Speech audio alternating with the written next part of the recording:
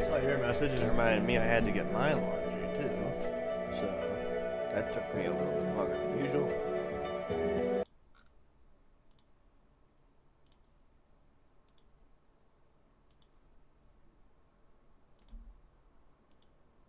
Boop boop.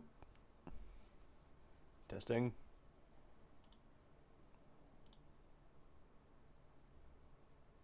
Streamer's late again. I am not late. I am on time.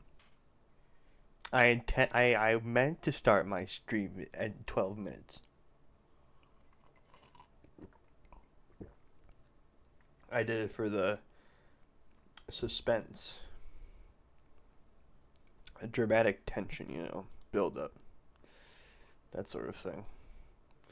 Speaking of tension, is it going to crash? I should be checking this before I stream. I swear to God.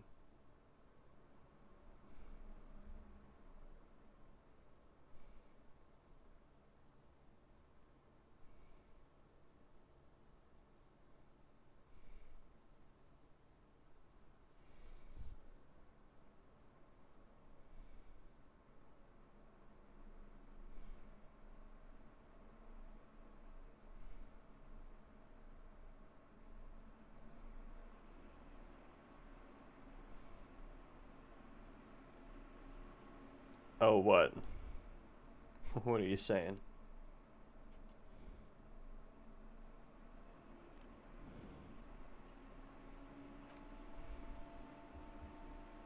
Alright, we got through that.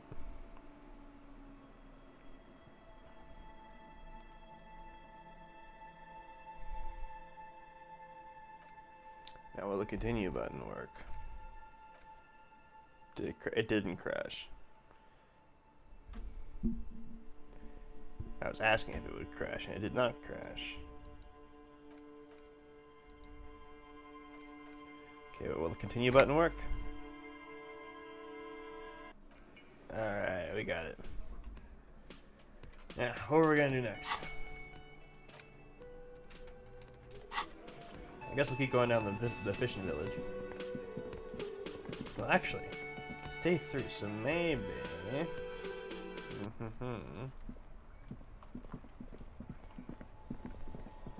I think on day 3 something. You get something nice here.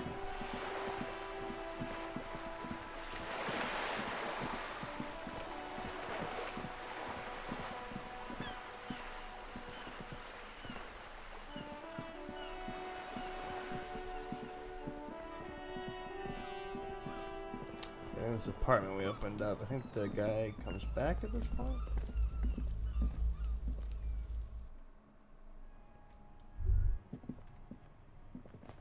No, I guess not. Alright.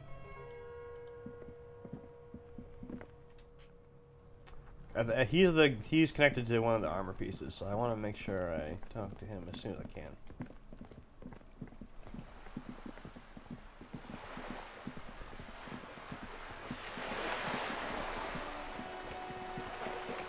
Oh, and I gotta talk to Roy about the tape. Do that too.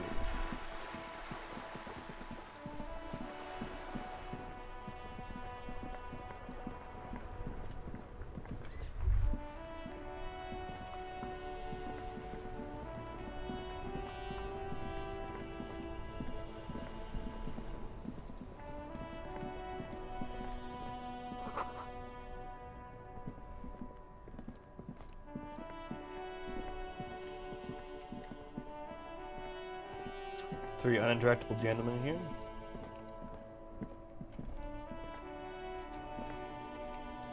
Okay, we already played the tape, didn't we? I got it backwards. I'm dumb. Actually, we have to go down here for the water lock. I can't remember what part of the game I'm in. It's been a bit. Ooh, money! The grind, it does not stop.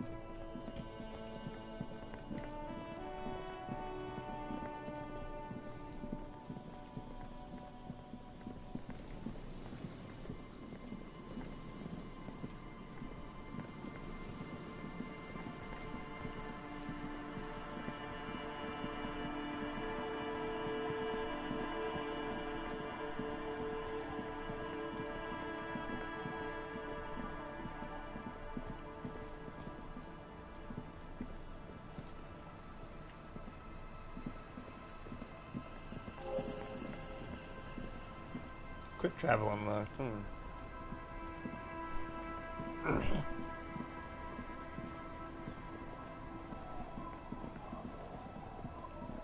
This is the fishing village. Look up here.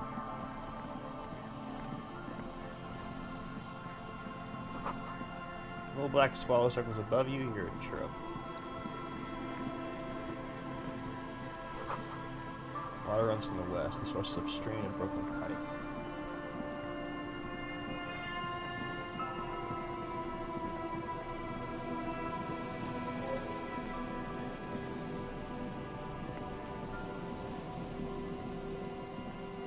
Church.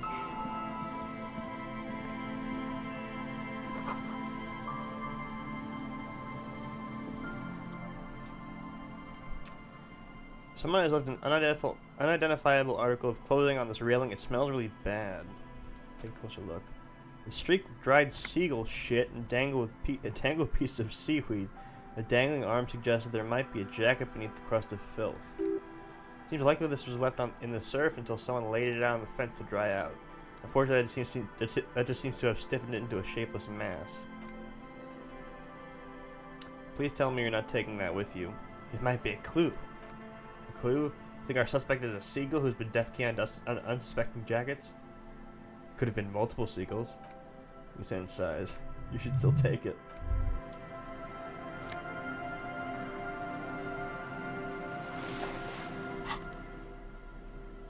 Of course, they're not gonna wear it.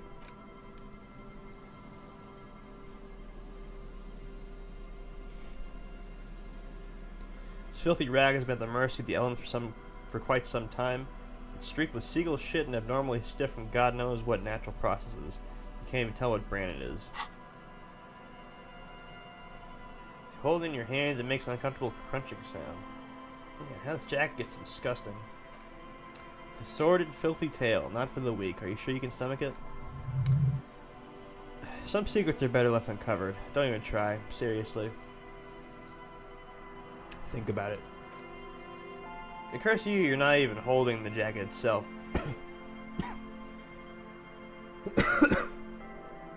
But rather the thick crust of jetsam and seagull shit that ensconces it. It smells like a dead sea creature, tangled in gray strands of seaweed. Must have spent quite some time in the water before the tide deposited it ashore.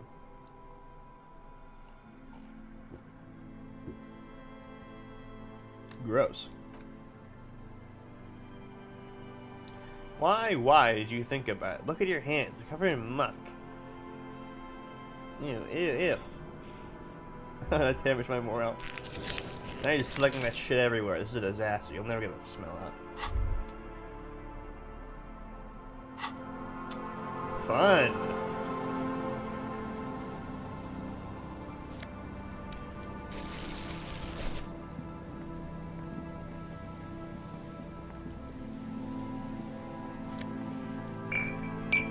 Yeah, at least you got plenty of bottles here. Ooh. That's just what I need, more encyclopedia.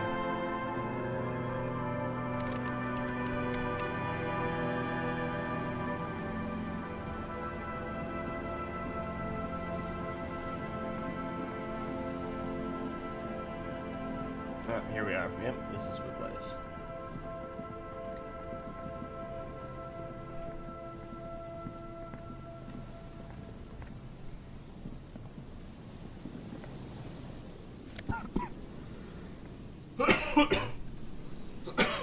Sorry.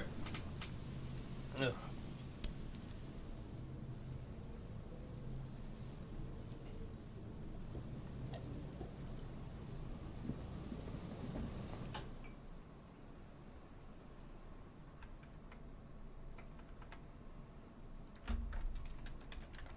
Hang on a sec.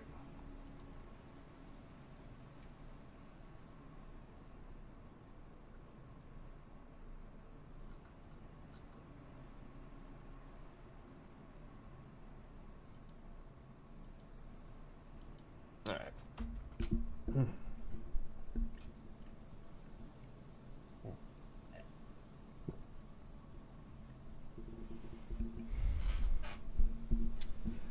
And Mikhail, notice the windows, especially with how there are no windows on the south side. This is to deal with. A blond man stands next to his son, pointing to the weather-worn ruins. He sees you approaching and smiles. You, officers, come to investigate the historic subtext of West Martinez. I'm Trent Heidelstam. He turns to the lieutenant. You must be Kim Kitsuragi, right? I was just telling my son about this building. Not a lot of people realize the historic significance here. Very rich in hypertext. Nice to meet you, the lieutenant nods. Hold on, hypertext? Yes, hypertext, he says as if it's self-evident. Jan Karp and the collection of cultural hyperlinks. He's just making up fancy words. This doesn't mean anything. What was that about the windows before? Yes. So, Mikhail, they had to deal with monitor glare, especially in the summer. They still had vector monitors back then. That was 49 years ago, so they didn't have windows on the south wall. You and Kim know each other? No, I can't say that we've met before, but I've heard of Kim, of course. Mikhail, say hi to the officers. He rests his hand on the boy's shoulder. The child stays hidden behind the hem of his father's coat, clutching his worm-themed coloring book. Worm-themed coloring book. Mikhail's a little tired today. We spent all night trying to run Orbis on his radio computer. You heard of it? It's a programming language used in Grad. Quite tricky, but he wanted to play this Grad-made adventure program. We've been getting really into worms lately. Okay, so I guess that's what a worm is. But I assume you're not here for giant worms when there are so many real things to see. Just as I was telling Mikhail before, this is where the Coalition landed in 08. You could be standing on what is the most interesting landmark in Revachol West. He points to the building again.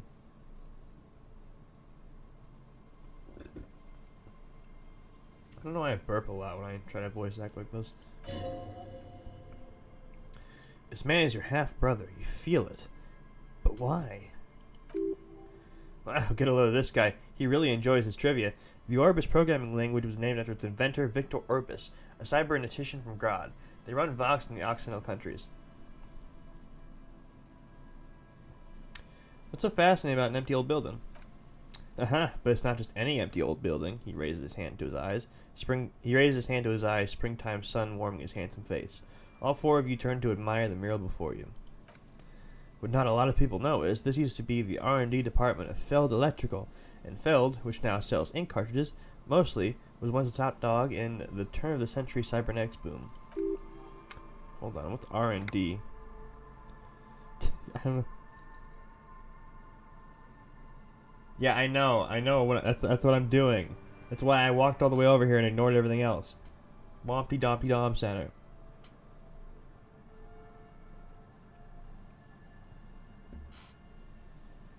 We'll get to it. I know what to ask. Look at the building looming over you. Looks old and weathered, with seagulls picking apart stone and metal carcasses. Bushy undergrowth has taken hold of the collapsed rooftop. Some kind of bird has set up a nest on a broken windowsill.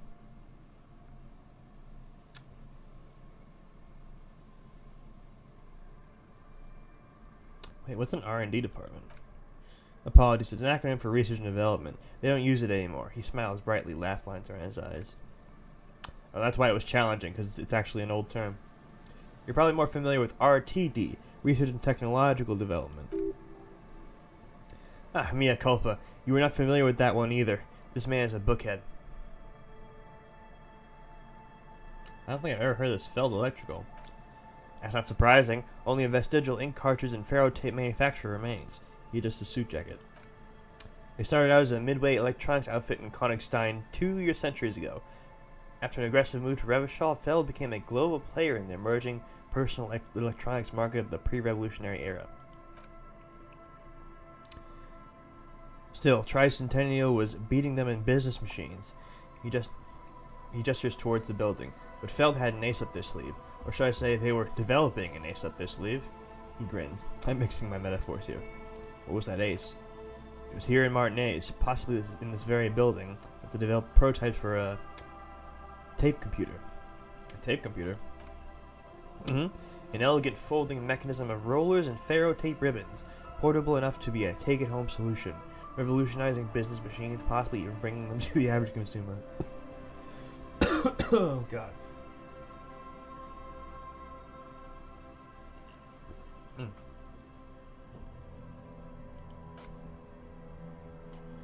Which is a feat of engineering. Even today's giants, REM, ELYSIUM, and ZAM, haven't achieved yet. He grins, admiring the sentence he just produced. ZAM. He assumes nothing like a combat stance. He assumes something like a combat stance. I don't know why I said nothing. Facing the wind. Indeed, what? What happened? Indeed, what? The revolution? The boy wipes his nose on his sleeve. Unfortunately, their moonshot project never made it to the market. He nods. Feld's move to Revachol backfired. The revolutionary government liquefied their assets and expropriated those very advanced prototypes. Possibly from this very building, or one of the adjacent ruins. He pauses, pointing to the other building, then continues. All this was built by Feld, even the boardwalk. Wild Pines built Martinez proper as a resort for their middle management. Feld built this side of town for R&D.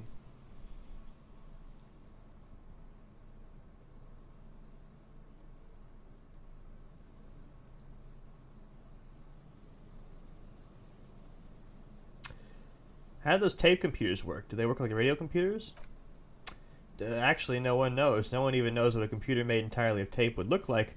But word has it they were very elegant, exquisite, alien-looking turn-of-the-century hardware. He raised his finger, remembering something.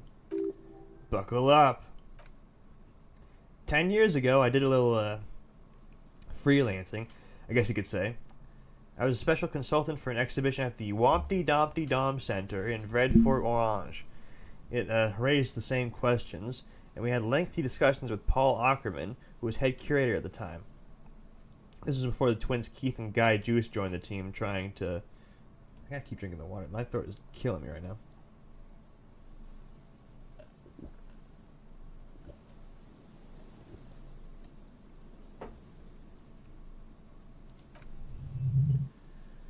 Wait, did he just say Wompty Dompty Dom Center? He did. He said Wompty Dompty Dom Center like it's the most natural thing in the world. What the hell is a Wompty Dompty Dom Center? And who the hell are Keith and Guy Juiced?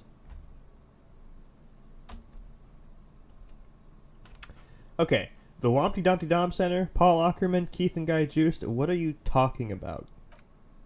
Oh, the Wompty Dompty Dom Center for Contemporary Arts. There it is again, those words. The exhibition itself drew on Lagerman's notion of memory, and so there were some parallels. That's why the head curator, Paul Ackerman, chose to... He said the thing. You're making this up, turned the lieutenant. Kim, is he making this up? In fact, I'm not. The Wompty Dompty Dom Center, he says casually, is a place you can visit if you're ever in Vredefort, and are ever in the market for an exhibition space / contemporary art research center. He clears his throat. The fact that I can say it so naturally is even funnier.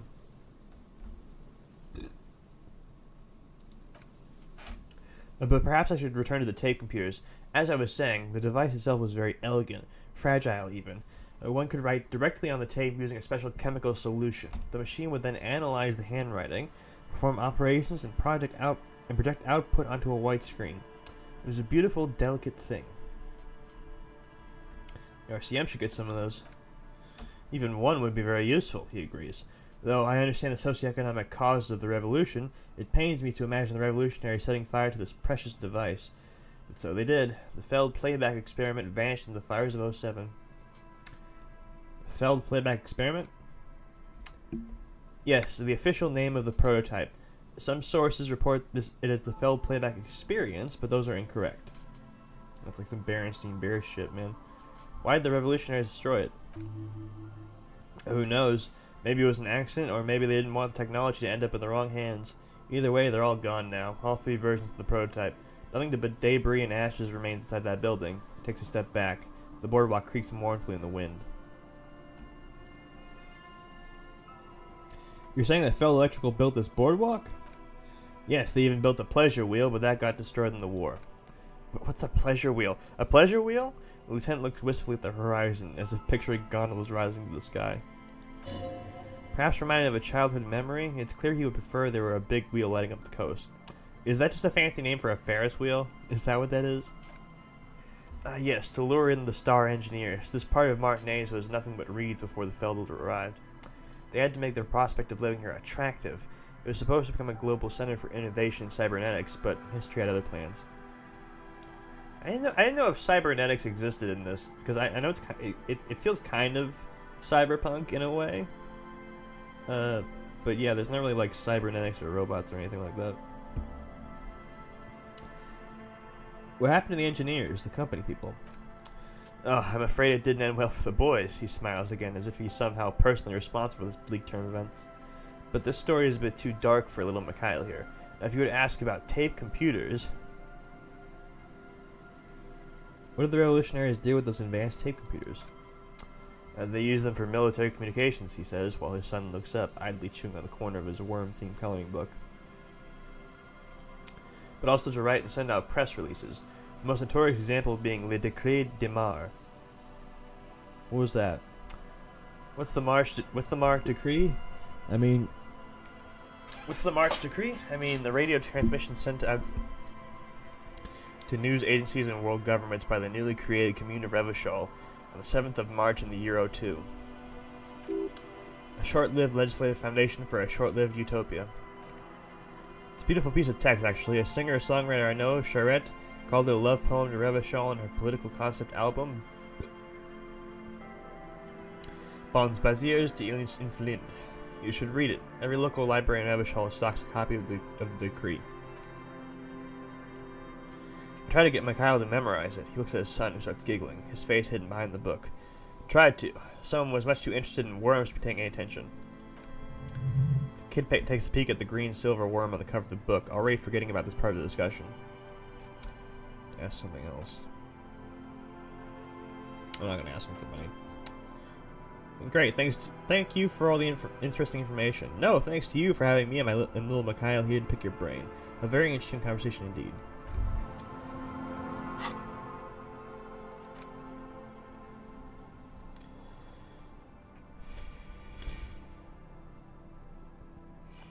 It's Wednesday evening and something heinously exciting is underway. People have gathered beneath the billowing roof of an oddly shaped trophy building, sipping wine and exchanging opinions. 29-year-old Wonder Twins Guy and Keith Juiced are the stars of the show, with their bomber jackets and white sneakers. Head curators of this art exhibition, it's the Wompty Dommiest event of the year, and all the cool kids have RSVP'd. Where are you if you're not there?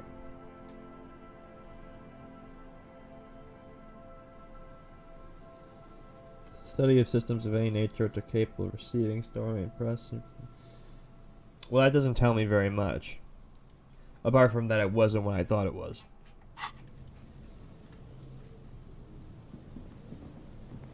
Oh yeah, I gotta look at this too. You see a once bright mural towering above you. The signage is peeled off over the years, but you can still make out Feld Electrical R&D. A slogan used to intertwine with the loops a long time ago. Now it's only a shadow of peeled Now only a shadow of peeled letters remains. It says tomorrow is just a whisper away. Tomorrow is just a whisper away. Looks like tomorrow never came. The lieutenant raced to the collar of his bomber jacket. Turned away. I know you're supposed to pass a check on this building at some point, but... Locked vent.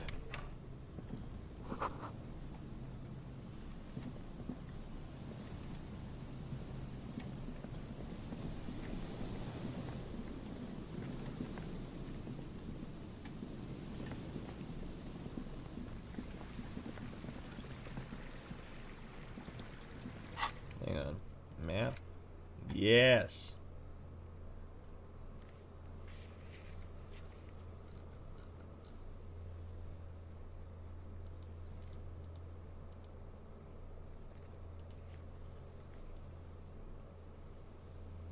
Wait, how do you actually... It says quick travel. Thought I would be able to fast travel or some shit. Guess that was wishful thinking.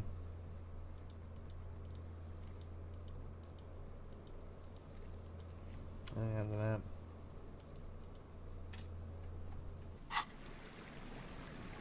Alright.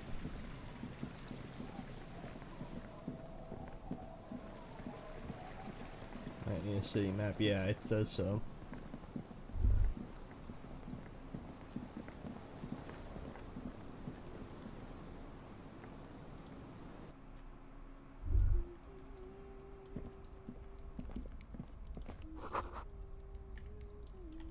Nice place you got. Hello, mister. A young girl, barely 4 or 5 years old, sits on the sofa. She's looking at you with frank curiosity. She clutches a small stuffed animal. Occasionally, she twirls it around. Where are your parents? Well, my mom's outside, and I don't really know about my dad. She gives you a bright smile like it's a good thing. What's that? It's a grouse, she yelps, smiling broadly. You might be able to get it on Garty's good side if you replace the broken squaw you almost certainly broke. Yes, but what's it for? I don't know. Can I have it? Sure, just go and get it. I don't like it anyway. It looks angry. That thing you're holding. It's Lambie. He's my friend. Sort of like... She holds the fuzzy beast up to demonstrate. Lambie's a tough lamb that admittedly has seen better days. One of the eye buttons is missing and the fur is tattered in several parts. Okay, well, pleased to meet you, Lambie. Lambie usually doesn't like strangers, but you're also fuzzy like Lambie. Thank you. Goodbye. Bye. Okay, well, I'm not gonna take that until I'm not gonna take that just right away. Probably ask the mother first. Seems prudent.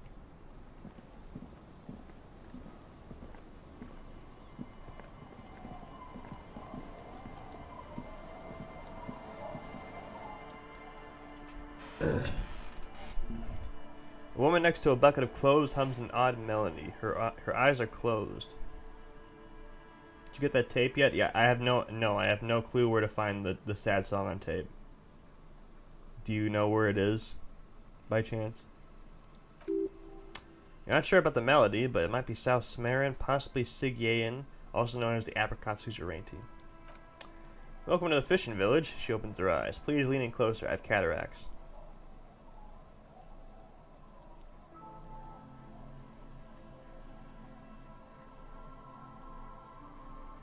An abandoned place by the entrance. The entrance to what? The whirling? You mean it's in the Doom commercial area? Or... If you can't see, how'd you know I was here? Still have a golden ear. Come, come. She beckons you toward her. Lean forward. Oh, a shadow passes over her face. Welcome, police officer. We don't cause any trouble around here. We don't want any trouble either.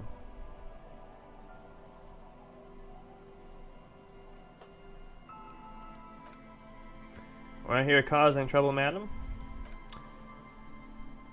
Trouble? Say the second thing, Breton. Shows you got style. We're cops. We're hellraisers. Click, click, bang, bang. No.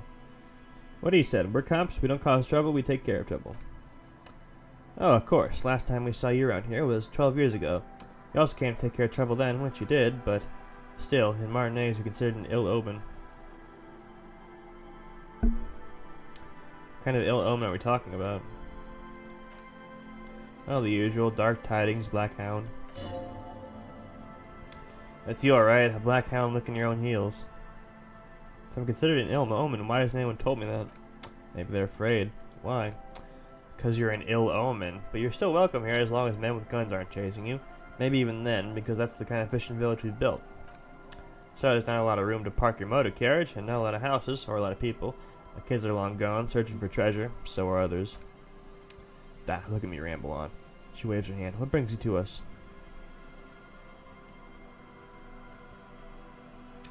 Where could someone stay around here? Stay? Most people are here trying to leave. That said, if lodge is what you're looking for, I've got a free room in the shack. Her soapy thumb points to the building behind her. How much is it? I won't charge you for it. Take it as a gesture of goodwill from the village to the RCN.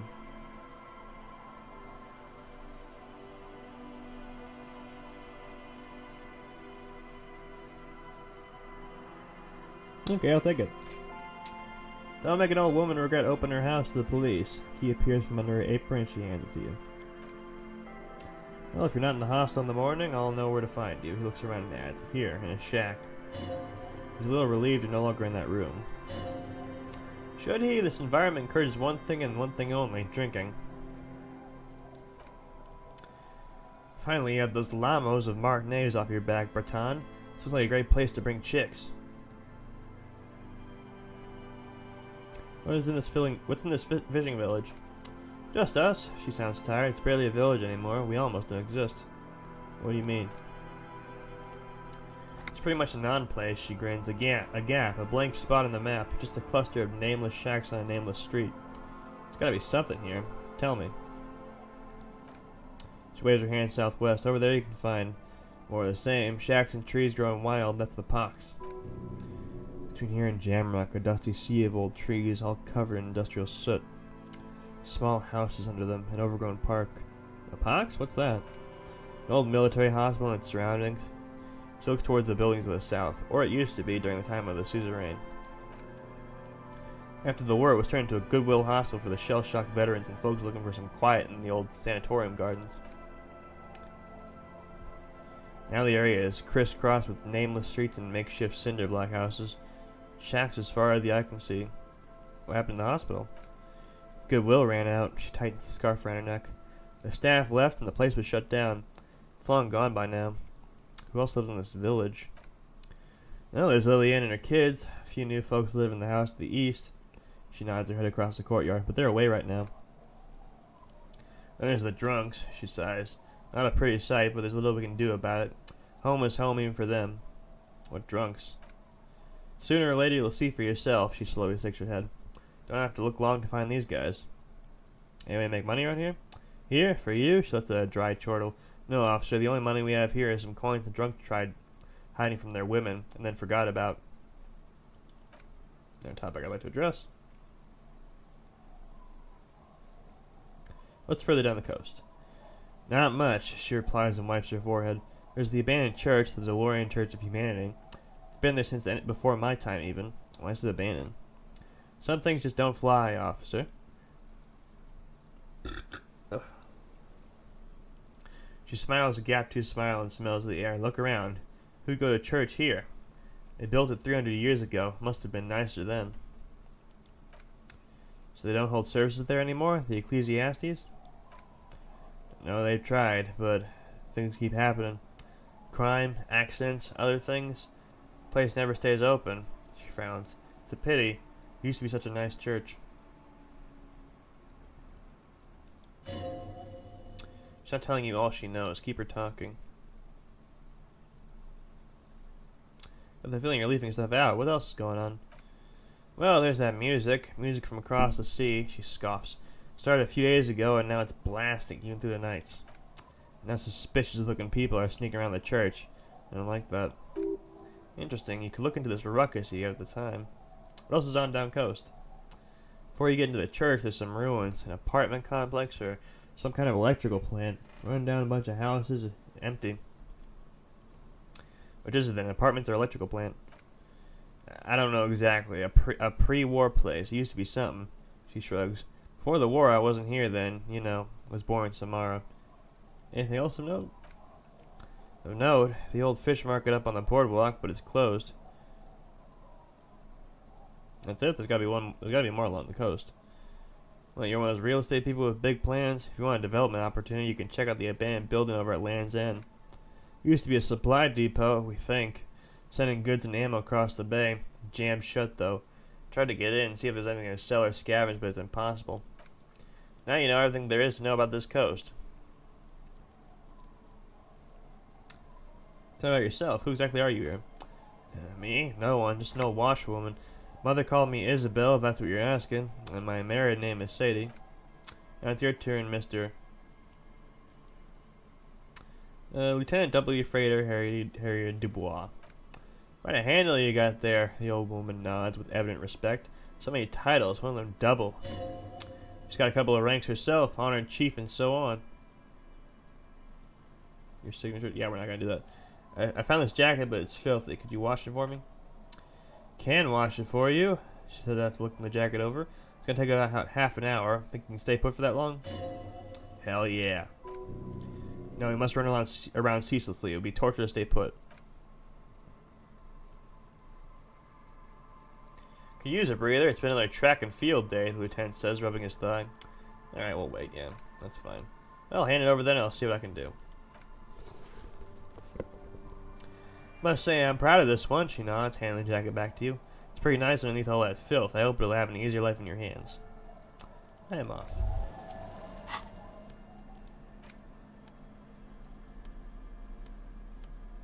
Where's the jacket? Ooh, it looks really nice.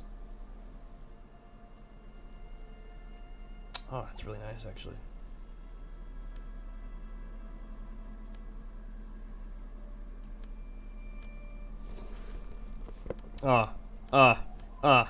Yep. You can buy the pants for it. Why do that when I can just buy the pants anyway?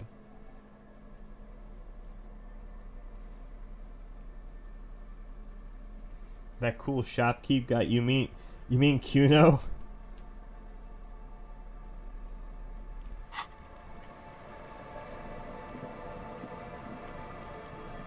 Because he's the one who sells the FLN pants.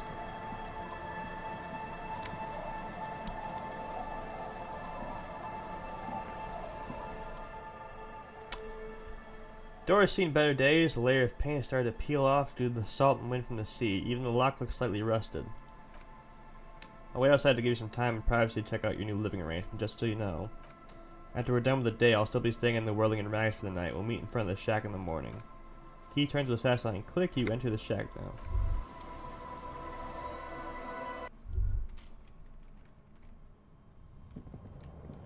Ooh, can I go expressioning here? Yes. Ooh. Oh, hold on. I have to see how I look with this. Oh, god damn. Dang. Oh, that's nice. It doesn't go good with my look, but oh man. The sunglasses got, yeah, that's Roy. Floorboards, cocaine step. A lot of stuff here.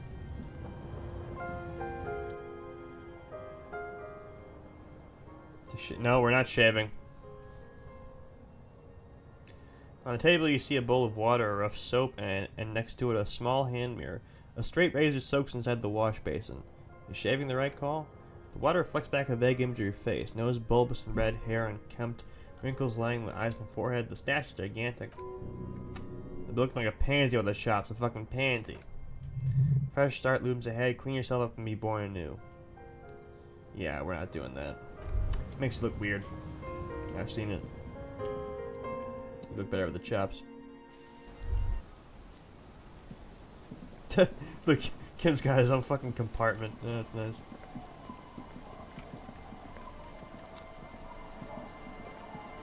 Okay, since you didn't say anything about the bird, I'll just take it.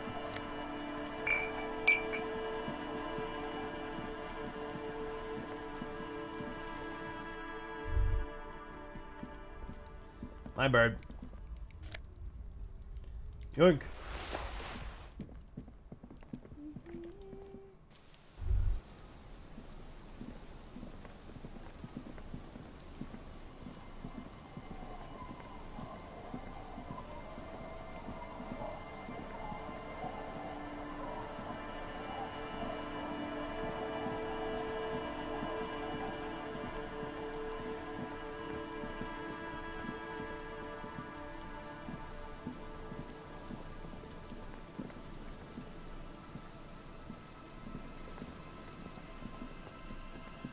Is it in here?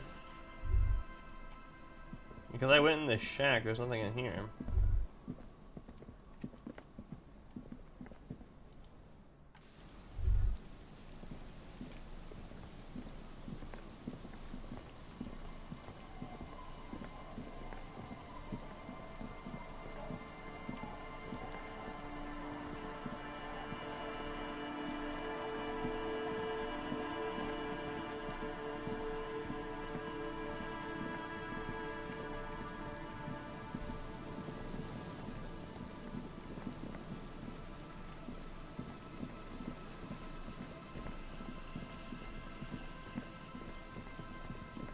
Oh, maybe it's up here.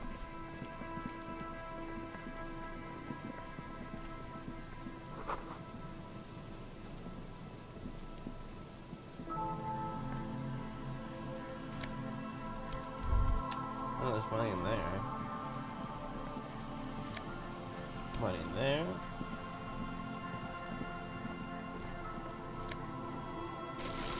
Money in there.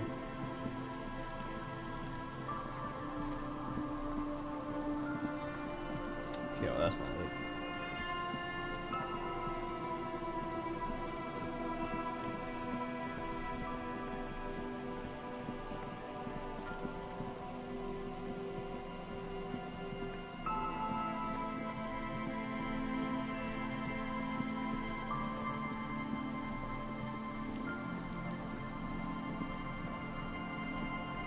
What the...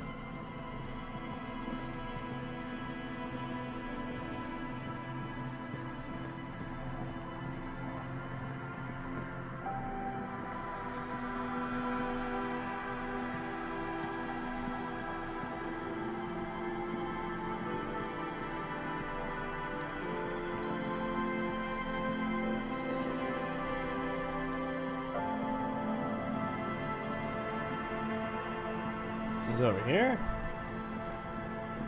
No. Ooh, what about over here? No, that's just a locked something. Whatever.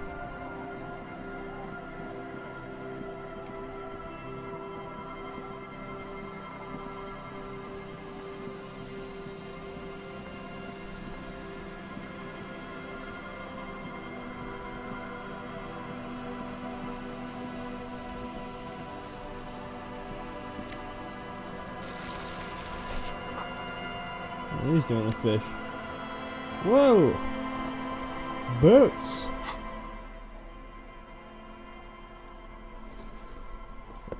No. Doesn't work.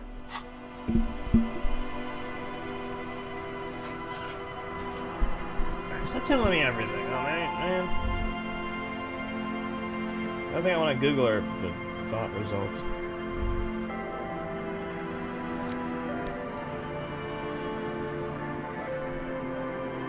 Actually, didn't I literally ask you for that? Okay, never mind. I'm an asshole.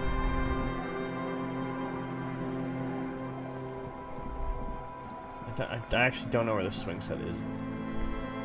Yeah, I'm not gonna keep looking for it.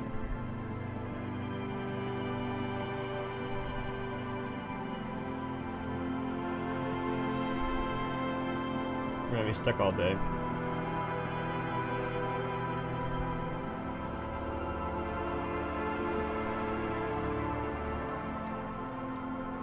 Aye, officer. A woman in a raincoat stands on the quay, considering an overturned boat. A sword in a scabbard hangs from her hip. Anything I can help you with? As always, I am the Lawbringer. You've graduated the Lawbringer now? Men with authority have their quirks. Comes with never being second-guessed about anything. She waves you off. Yes. So what brings you here, Lawbringer? It depends. Where are we exactly? A fishing village on the seashore. She looks around. This place doesn't really have a name. It's sometimes called ELYSIUM. The sign on the street leading here is illegible. It has been since they built the place. The wind rattles her earrings. I have questions. The first is, what's your name? Name is Lillian. People call me Net Picker. She gestures towards the fish nets. Think I have time for questions, and that was actually the second one. Indeed, you're always confused as to your whereabouts. Ask her about the cool sword. It helps to break the ice.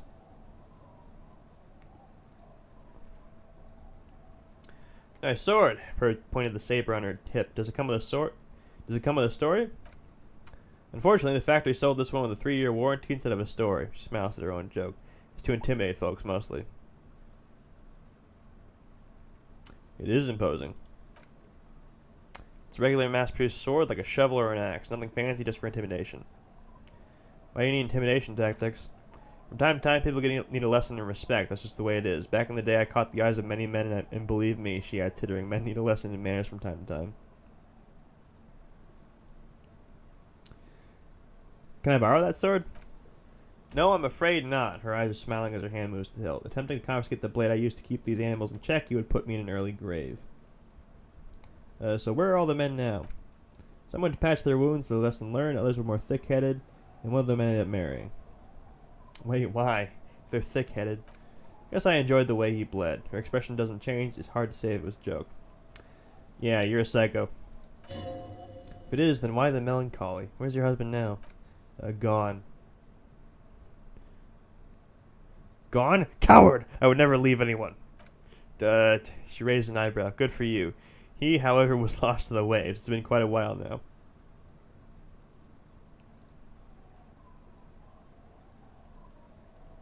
Oh. He didn't respect the sea. He went out there drunk like a skunk, and sure enough, one day the boat was found floating empty. The loaded corpse turned up 2 weeks later. Now, before you tell me how sorry you are for my loss, know that it was 4 years ago and I've moved on. There's only so much mourning you can do for a drunk with sinewy muscles. Sinewy muscles? She really like those muscles, though. It's in the way she mounts as sinewy.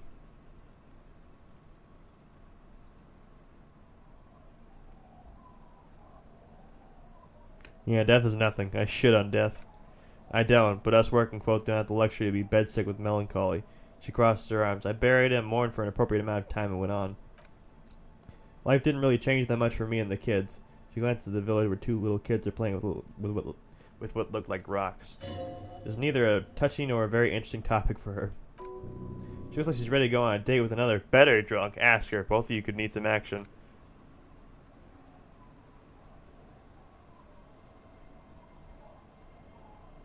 Do it. Hit on the window. It's the right thing to do. No, we're not going to do that.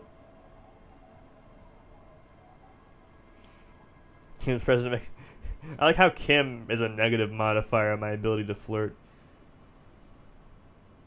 I'm looking for someone. Maybe you can help? Let's see. Who are you looking for? I'm looking for missing cryptozoologists. She frowns, thinking. I don't think I know what those are. Could you elaborate? Kim calls you out. Kim's a white knight. People who look for animals mainstream scientists do not exist. Aha, she exclaims. Like snowmen. Snowmen? I haven't heard about those.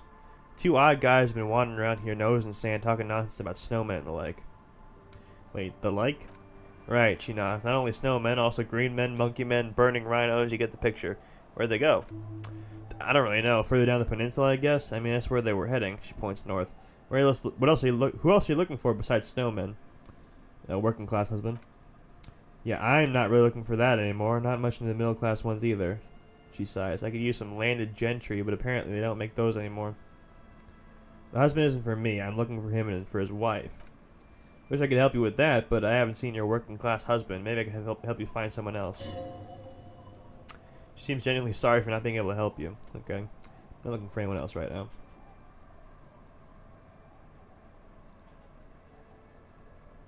What do you do around here? Like I said, fish mostly. Sail the waves, take care of the kids, pick nets. Right now I'm towing a little skiff. What else? I sell the fish to people in the Delta to serve at their fancy restaurants. Authentic Insulindian cuisine. Is that enough to make a living? Sometimes I also walk the beach to see what the sea has given up. The sea is full of surprises. This is what's called a conversation. You have to be guarded right now.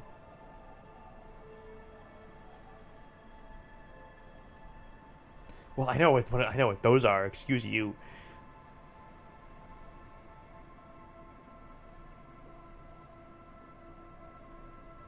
Interesting. What have you found? Wood, pieces of glass. Every once in a while, we see dead bodies, human, animal, fish, other odd sea creatures. A mine washed ashore once.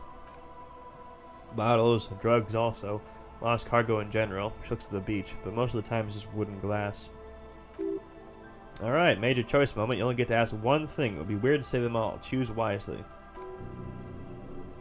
Mines. Mines. You need mines.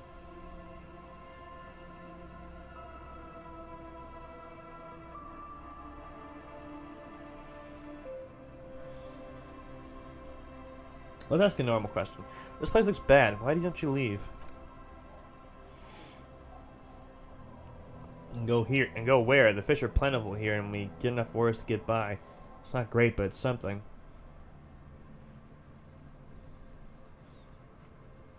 You just gotta follow the work. That's where the money sleeps. Oh, but of course, why didn't I think of that? She rolls her eyes. Look, I have mouths to feed. As much as I like a change, they need stability first. People imagine picking up and finding something better is an easy solution, but how is that supposed to work when all your time and energy goes into staying alive? You have almost nothing to set aside to actually fight your way out. Sounds like a skill issue. Conceptualization failure. Hordes of wild homeless people roaming the lands, nomads scattered across an endless plain in a dystopian world where terror is the only valid currency and people eat each other to stay alive. I don't mean to complain about my pauper life. We're warm and fed here, and she smiles faintly and plucks some seaweed out of the net. I don't know, it's just something about this shithole. A sudden gust of cold air blows in from the sea. The waves flow and ebb around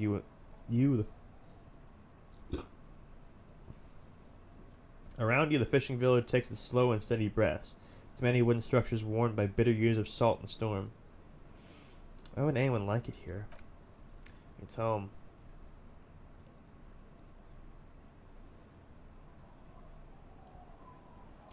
So I take it that's your skiff? Pointing at the overturned boat. Yeah, sure is. The Sun, I called her. Coated with a fresh layer of tar just yesterday. It'll take some time for it to dry. Assuming the sunny days continue. Sunny days? Aye. She looks at the snow melt in the water. Sunny days. You got a problem with that? No, man. We have no quarrel with sunny days. Good. 'Twould have been bad news had it turned out it wasn't a sunny day. Bad news for the skiff, bad news for the nets, bad news for the kids. There's a moment's silence. She looks at the slushy snow melt in the yellow belly of the boat. When do you think the boat will be ready? In time, she replies with a nod and adds, when the sea turns and the wind settles, she'll be ready. Waves wash the sand. A skiff moves across the mirror smooth sea. Far away from here. A lone passenger, a fast sloop in the distance. White sails. My prediction, it'll be at least 2 days. You're seeing him.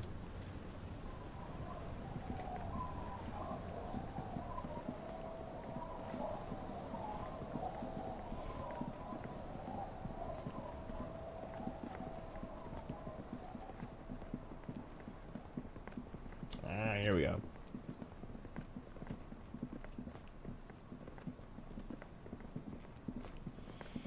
You said buy the swing set, right?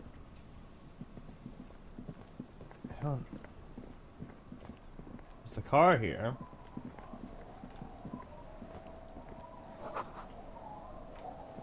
Footprint to the snow to lead away from the accident. Oh, that's good. Like, do you mean this one? Because I swear to God, it's not in here.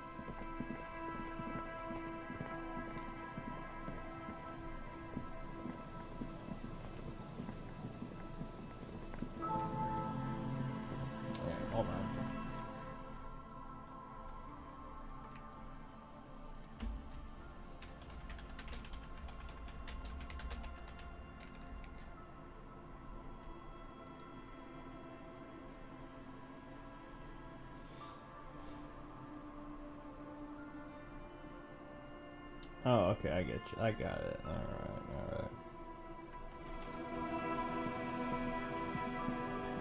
We almost had it.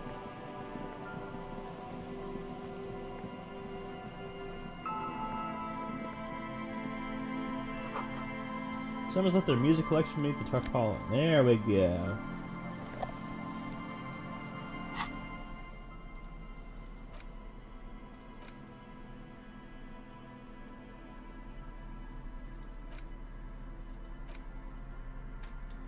Tape you found from a shack on the coast. The A side is smallest church in Saint Saëns written on it, while the B side is supposed to contain the instrumental version. It requires a boombox to play. Porter reel is just what you need. The reel is attached to the apparatus with a satisfying click, yada yada yada, blah blah blah.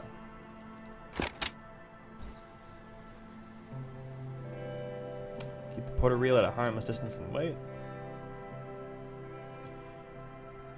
Then the organ starts playing a simple melancholic tune echoing the hallway. A lone singing voice joins in, telling you about the tiniest church in St. Saëns, surrounded by even tinier yard.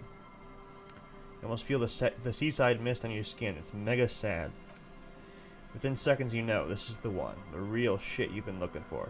When you trashed your room too. This one tells it like it is. This is your tune.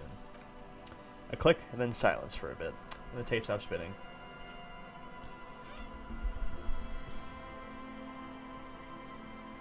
Can I sing this for karaoke? I think I could sing this.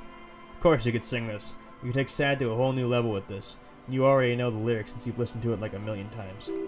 Yep, they're all here. All 3 verses. And the B-side of the tape contains the instrumental version. It's like the world itself is telling you to do it. Only one obstacle stands in your way. What? Gart.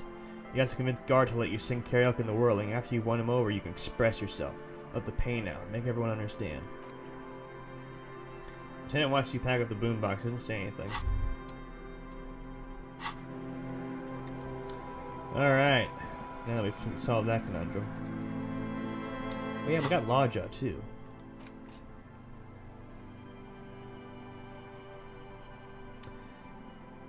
Hey, so a little observation.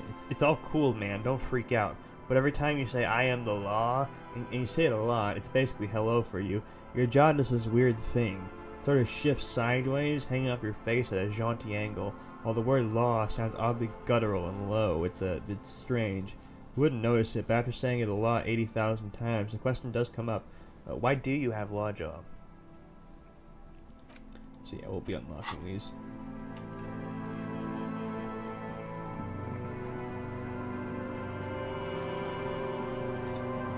Let's check the time real quick, actually. Yeah, we're just getting started.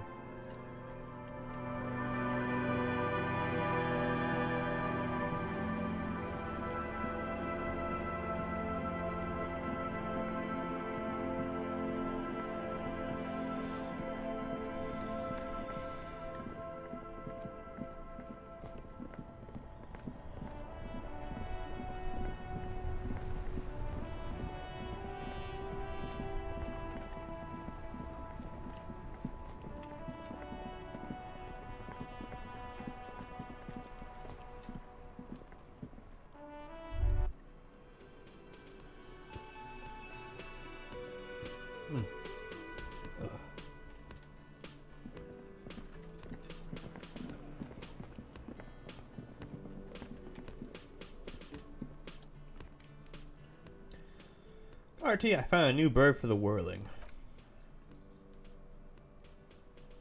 What is this thing? The man takes the stuffed bird. It's no biggie. I just thought it would look nice on the wall. I'm that kind of cop. What, the interior decorating kind? He inspects the bird somewhat suspiciously, then mellows. You know, I'm sorry. This is actually a nice bird. A competent piece of taxidermy. Could fix it to the plaque and have a nice new bird in the establishment, I guess. He hesitates, so I don't know. Thank you? I'm gonna go with thank you. He just don't know how to accept gifts, especially taxidermy. He likes it. He likes the bird. It solves his broken bird problem. This is mostly about the fucking cardio. Massive cardio. You'll live till 90, or you'll get a heart attack from running. I feel good about our work here today, Lieutenant nods. It's all about the little things, like bringing people random stuffed animals. Oh, God. We're gonna get Wompty Dom first, because it's shorter.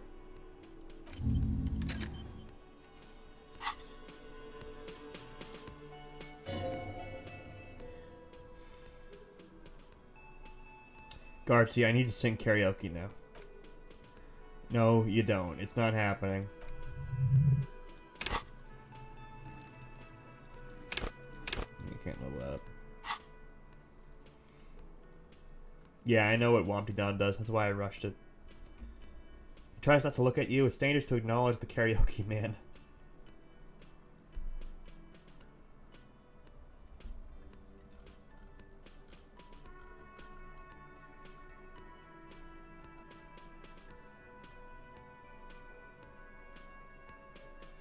Yeah, but Johnny Law is about to tear it up sad style. The Whirling doesn't need more sad style. That's one of the styles I can do without right now. Why do you even have the PA system if no one's going to use it? It's for the... He begins confidently, but then stumbles on his own words. It's for no one. It's a prompt. I'm not letting anyone use that. The great karaoke catastrophe of 44. What happened in 44? A lot of people got killed because some asshole wanted to sing karaoke. When was the last time you had a band play here? It's not for bands, it's for clients. Some clients, okay? Not you. I'm a real client. I've paid my bills and I have the right to use this karaoke machine. Well, it comes out of the counter argument. We don't have any tapes. They all got stolen. It's alright. I have my own song with me. The man in the vest and the violet shirt stares at the tape you just got given him. He begins to frown hard. This is the look of a man who's defeated. He knows he's out of excuses. Fine, fine. Climb on the stage and do your thing. Just get out of my hair. He shakes the tape at you. I'll plug it in for you, damn karaoke machine. I'm having it uninstalled, he mumbles to himself. Oh yeah, time to do the damage.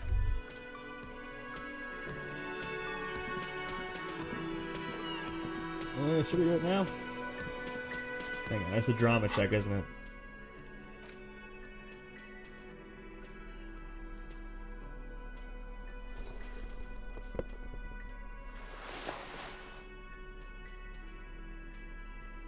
Actually, I should probably...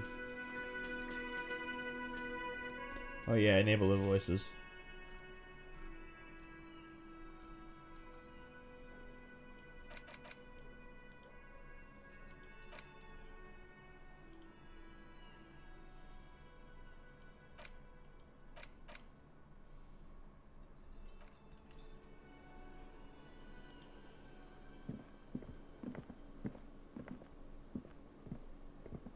The stage is all set up for your performance. Feels silent.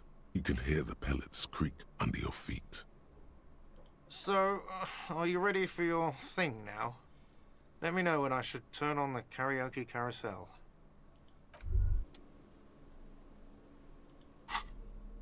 Okay, hold on. I'm gonna re-disable them just for a bit, so I can keep using these. This feels right. You belong here. Okay.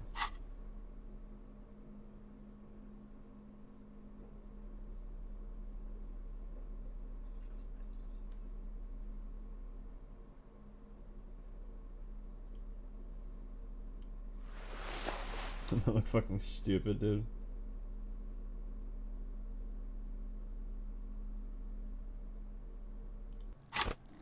Got us 5. No minuses. Let's do this. The stage is all set up for your performance. Feels silent. You can hear the pellets creak under your feet. So, are you ready for your thing now? Let me know when I should turn on the karaoke carousel. That vaguely offensive how it helps. Yeah, a little bit. And Superstar Cup, yeah. Look, Kim, I'm gonna sing karaoke. I can see that. We're 10 steps away from the stage, ready for your performance. Immediately a loud feedback noise startles the room. You feel like an amateur. Whoops. How are you supposed to hold the mic? Should you just sing into it where you stand? There's some people out there, but mostly a post-meridian slumber has fallen on the premise. Not super lively. It would be wiser to perform in the evening, no? But the choice is yours.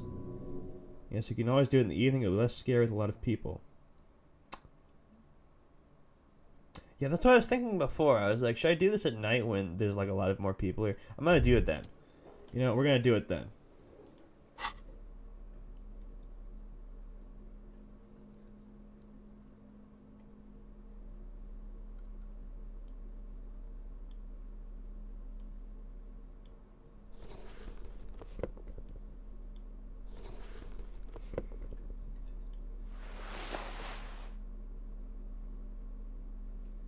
come on. Oh, the fucking... The... Yeah, I didn't even notice that. Fuck hell.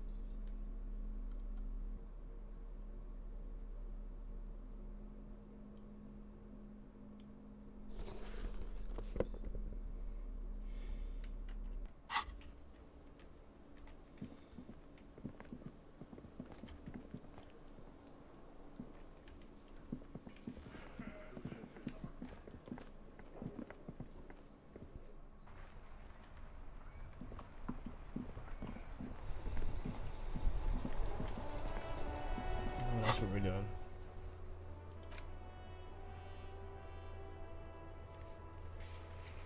Oh yeah, Clausy.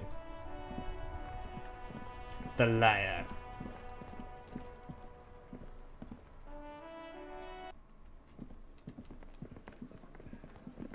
Well, someone's lying to me at least.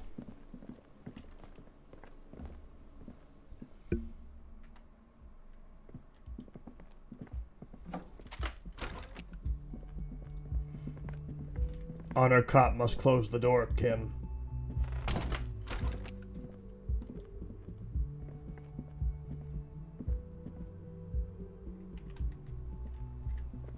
Wait, hang on, what am I doing? I got it all wrong. And then I can wear this without looking ugly.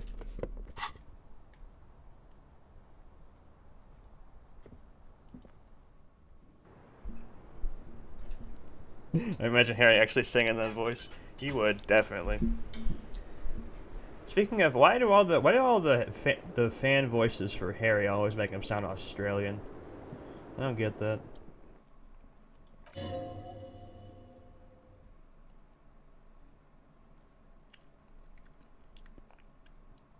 It's always good to see you. She cracks a weary smile, leaning against the railing. Something in her demeanor has changed. She's tired, consigned to her fate, to being here with you and what's to come. The Hardy Boys told us what really happened. I understand. She puts her coffee mug on the table. Just like that, no resistance. Her shoulders are slouched, her feet long and straight. You don't look surprised. You were expecting this. I knew there was a chance you'd get them to tell you. It's what you do. You're the police. For what it's worth, I'm sorry for wasting your time. If you knew we would find out eventually, why did you waste our time? Because of the Hardys. I couldn't just dispense with them. They were only trying to help me. She looks at her feet. Out of the shit I've gotten into. Is she implying the Hardy Boys are the law? That's not a good enough reason. You're right, there's more. You answer the coalition government, and by extension, the moral intern. She reaches for a new cigarette. Briefly glancing over her shoulder to the sea, as she's done time and time again. A grand expanse of water reaches over the bay into the horizon, golden gray in the noon light. What lies beyond it? The Pale, the Mundi Isola, the Occident, and then Orange, the old world. Is that why you're looking over your shoulder? You're afraid of the moral intern? She nods. You share a database with them. You send people out to their courts. She lights a cigarette. What's going on? What did you do? Just business, but bad business for some people in the moral intern. If I show up in your records, officer, they'll find me. They will. What happens if they do? They will kill me, sir. If you file my name, take me in for questioning, enter me in the moral intern mill. There's a wince and a painful smile. Well, then I'm fucked. For nothing. This murder didn't have anything to do with me. What'd you do to have these people after you? It's not nice, but it's not illegal. Not here in Revachol or even in Orange. What exactly did you do? Industrial espionage. I joined a business collective with the intention of betraying them. I did my job well enough to be asked to do it again. With a bigger company, the kind you really, really don't want to fuck with. Took their ledgers, 2 decades worth of accounting. I need the names of the companies involved, and who hired you. He taps on the notebook. A job with Loose-Doin County Savings Bank. They sound small, but they're part of the Loose Cap conglomerate. That was the second job. First was some printer company, you wouldn't know them. As to who hired me for the job, I don't know, but they're after me too, along with Loose Cap and their friends in the MI. She breathes out heavily. Once you're done in the competitive intelligence circuit, you don't have allies. You're radioactive. Loose cap, these people engineer financial disaster in second world countries. The conglomerate also includes the Bank of Consecration, Earberg, and the popular Papa Lolo line of dairy products. Papa Lolo? No.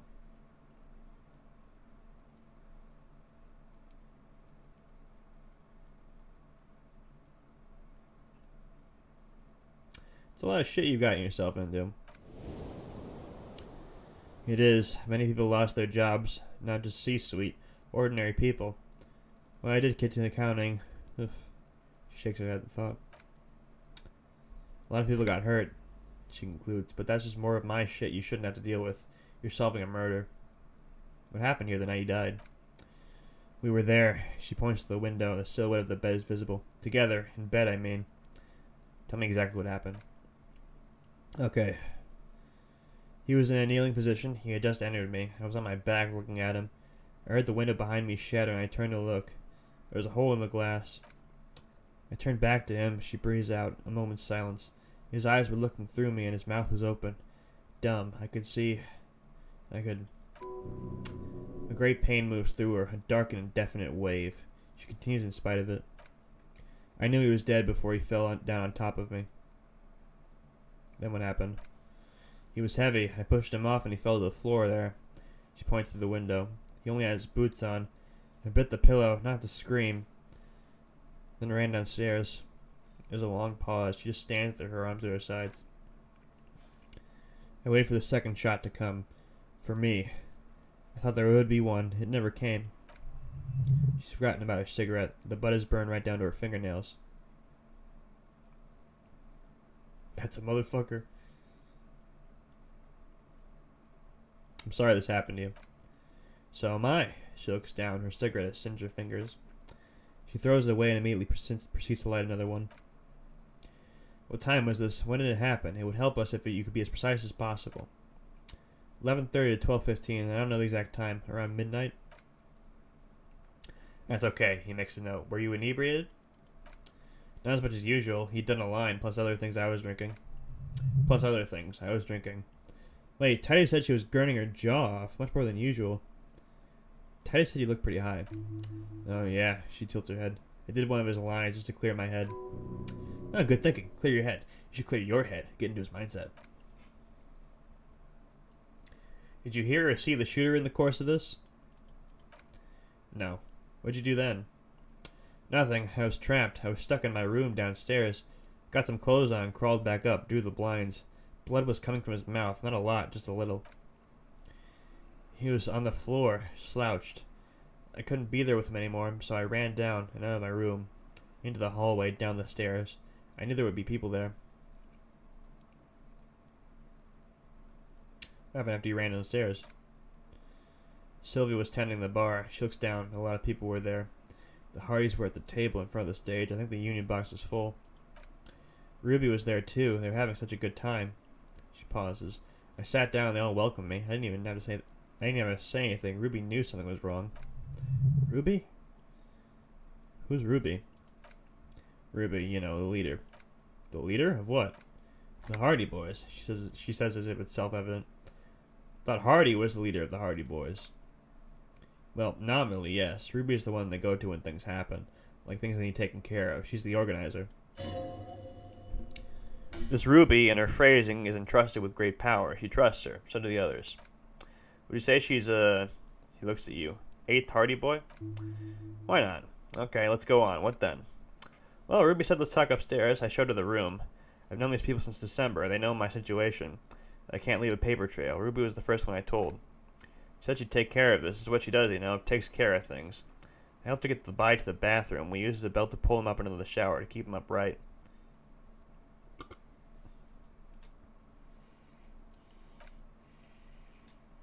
To produce lividity matching a hang? Yes. We completely missed the tampering. Looks like you got there in time. When was this, 20 minutes after death? Oops.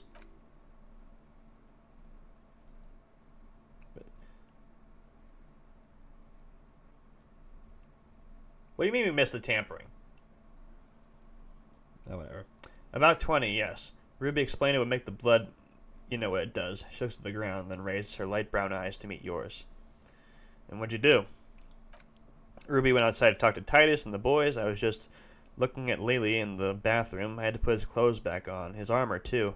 It was tough, but I see him take it off and put it on many times. It took Ruby maybe half an hour to come back with Titus.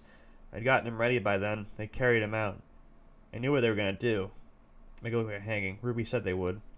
What did you do while they were hanging him? Ruby said to wait here. She also said I wouldn't see her for a while. We should lay low or something, so I did. This Ruby, where is she now?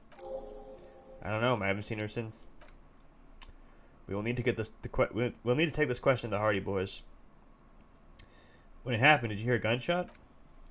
When he was shot, she thinks I may have. I don't know. I couldn't hear anything over the glass exploding. Could people after you have killed him?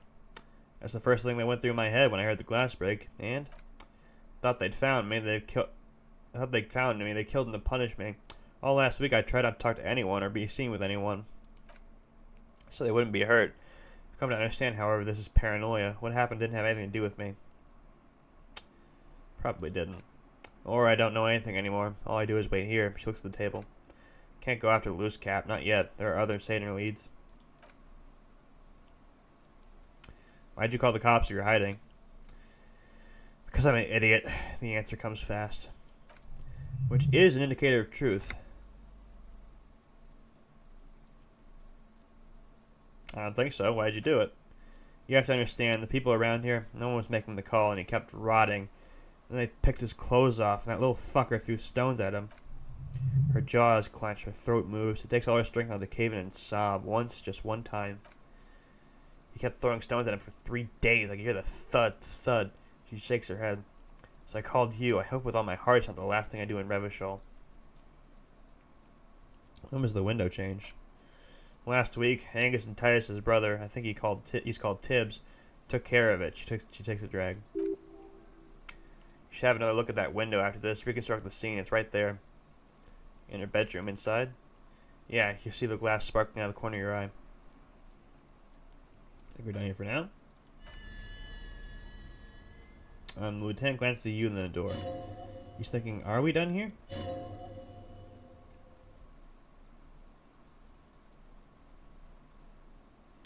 Maybe we should take her to the station for safekeeping. She lied to you, and she's a flight risk. Hang on a sec. Oh yeah, also this.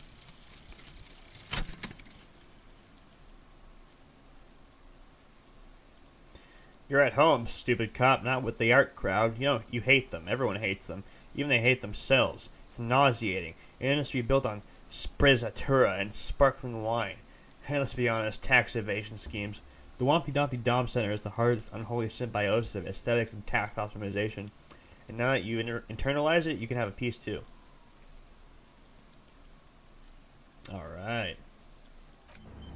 Wompty Dompty Dom Center.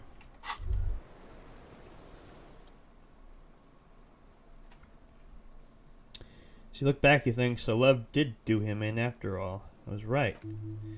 If it weren't for her, he wouldn't have been there. The shot would have connected with his. The shot wouldn't have connected with his soft palate. Looks like love did him in after all. She's silent, holding onto her coffee mug. No vapor rise from it. It's cold. Remember this silence. The lady is dangerous. People suffer around her. Say nothing. Let her answer. Yeah, she finally breaks the silence. I'd like to think he didn't love me. That was chemically induced and not real. Why? Easier that way. Takes a sip. Was it real? I don't know. She looks down at the yard, then back into her coffee. Finished thought. What? What? What? Why'd it go all the way over there?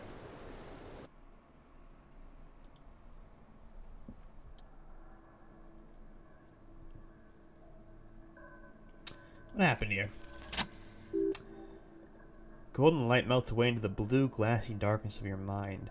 In it are two neon-lit shapes, a man and a woman on a single bed. I always love how when you get a visual calculus check, you get like the reconstruction shit around here. What position are they in? Like the witness said, the man is kneeling, the woman is on her back. It's the night of March 4th, and a shot has been fired. The man looks directly at the woman. The shot's possible directions converge in his mouth, a ray cast from somewhere outside entering his brain. ending him. Where's it come from? From the roof outside, location A prime. The glass fractures around the bullet hole. Shards face inward like a corona behind the woman's back. The man does not know the bullet has entered his brain. He never will. Death comes fast in the realization. Have a look at point A of the roof. The ray cast from the man's mouth unravels into a fan of possible directions, all on the roof at first. The shot could have come from any of them. This is composite location A prime, most likely of the origin points. So I'm about 80% sure the roof is where the shot was made from. 72%. With an antique weapon that fires military-grade ammunition, a Bell McGrath rifle, for example, this is a good short distance, but not too short. The perpetrator aimed with their back against the railing, or possibly kneeling for precision. That would explain why it only took them one shot. The lights were on in here. Outside it was dark. It was like shooting fish in an aquarium. A well-lit aquarium. The victim opened his mouth to let the bullet in. Neither of them would have seen anything outside in the darkness, too busy with their own bodies. Could the shot come from inside the room, a closer point? Point X would contradict this woman's testimony, rendering the entire proposition void. These figures would be wiped out, detective. Are there any arguments against A prime the roof? None that you've found thus far, but that doesn't mean there aren't any. Could there have been another point of origin further away? At the 28%, yes. In this model, the shot could have come from a greater distance. Nothing excludes the possibility. Should we extrapolate to include every possible point of origin in Martinez? Extrapolate the radius to include all of Martinez. You would need a map for that. A map of Martinez. There's a map, I would say, on the bookstore, wasn't there? A map of Martinez, we need one. Lieutenant leans closer. You're thinking, what if the shot didn't come from the roof? Yes. There's a map in the bookstore. We should come back with it. Compare the landscape to the radius of this shot.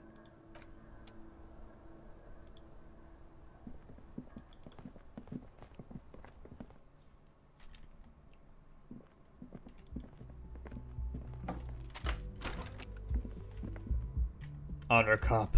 Must close the door. There we go. Oh wait, shit, I forgot. Drama check, that's what I was gonna do.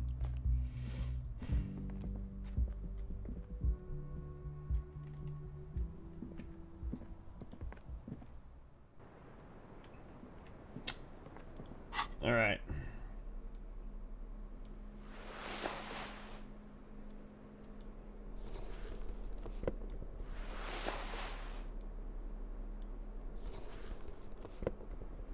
Put on my ridiculous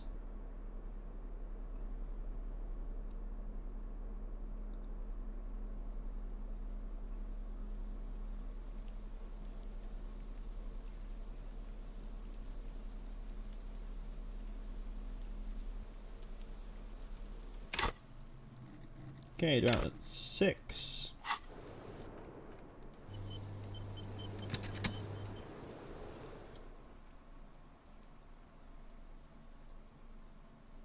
Wow, even that. Don't forget voices on. No, I'm not doing the karaoke yet. We're not doing the karaoke until later. In God's name, wake up. Who? What? Dear God, you've been lied to. She could have killed her lover and lied to everyone. She's not candid at all. She's smoke and mirrors and will-o-wisps.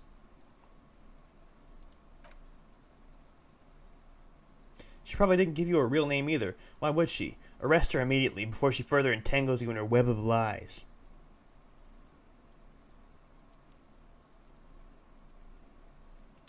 Can't blame if we not arrested her yet. There may be grounds here, at least for an extended detention.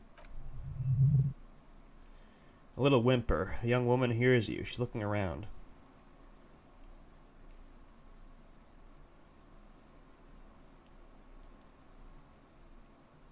I think you didn't make that call to the station. I did. She takes a step forward. What is this? I called your desk or whatever it is. Numbers are all over town. Call 8-100-2 for emergencies. There's an older woman on the other end. It sounded like she was smoking. She took my complaint. She coughed. That is the emergency desk number.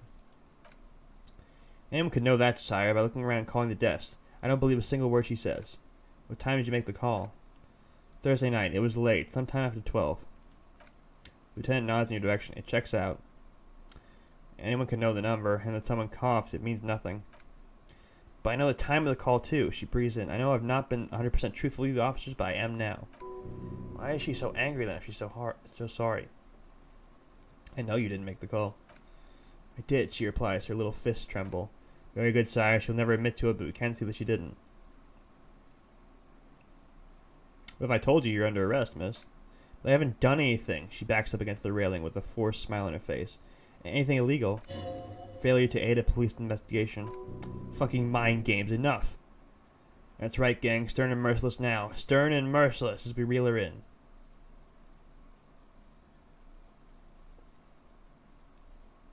Failure to aid a police officer. You've wasted our time in a time-critical investigation.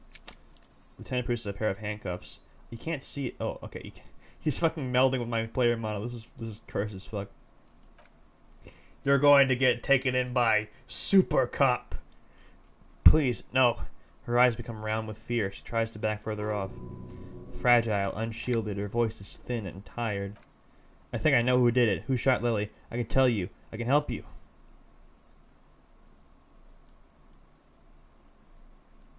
What do you know? Who shot him? She's silent for a second, as if looking into herself for certainty. Then in a hushed voice she says, gearing up for this betrayal is hard for her. Ruby. Why do you think it was her? She has this thing for me. Ever since I met her and the boys downstairs, she's been pretty frank about what she wants. What she's saying is sex? And what's that? Sex. And more. I made the mistake of confiding in her. I told her I was on the run. She started protecting me. It became an unhealthy relationship. When I started spending time with Lily, she stands in the near whisper. She told me to end it. Said there would be shit if I didn't. It's not a good meeting. We stopped talking after that, but I don't understand. The lieutenant sounds incredulous. He still has the cuffs in his hand. What exactly in your relationship made you think she's romantically interested in you? She said she's in love with me. She even asked me to run away with her. When I told her I'm a fugitive, she started developing notions about a relationship. And you let her on? The lieutenant narrows his eyes. A little. I was flattered, you know, but then I had to let her off, and it was not easy. I came to regret being friendly with her. She looks at her feet. We maybe kissed, nothing more. This is just sensationalism and guesses. I know what it sounds like, but that's why I didn't want to tell you before. She raises her eyes to meet yours. But she knew what happened when I came downstairs. Somehow she knew Lily was dead. She wasn't surprised at all. When we came up here, she was calm as a stone, too. She cleaned it all up like she had a plan. That is a little strange. People don't usually keep things together under stress like that. Ruby said there would be shit happening if you didn't end your relationship with the deceased. Was she threatening you? She came over one night, drunk, said she'd turn my life into a living hell. I've been threatened before, so I can tell when someone knows how to do it. And she's a pro. She must be.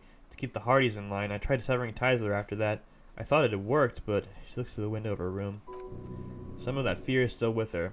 She exhales sharply. What are you talking about? She's afraid you'll arrest her. And how could she have killed him?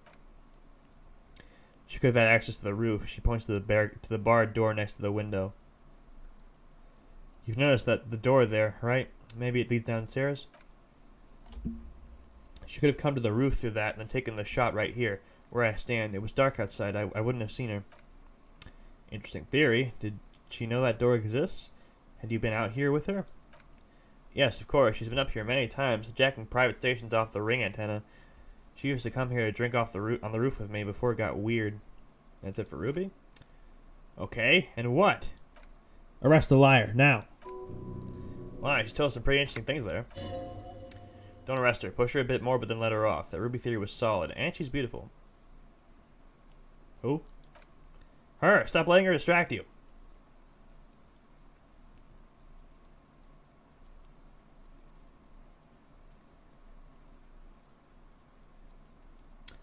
It's all good, but I think we should still take you in just in case. Still, she says, her voice breaking. After all this, sir, please. It's a shitty world, and I know I'm shitty too, I know. Her hand turns into a fist, slowly crushing the cigarette she's still holding. I don't deserve to be sent to the moral intern ground to paces because I disturb the sanctity of accounting. Some multinational.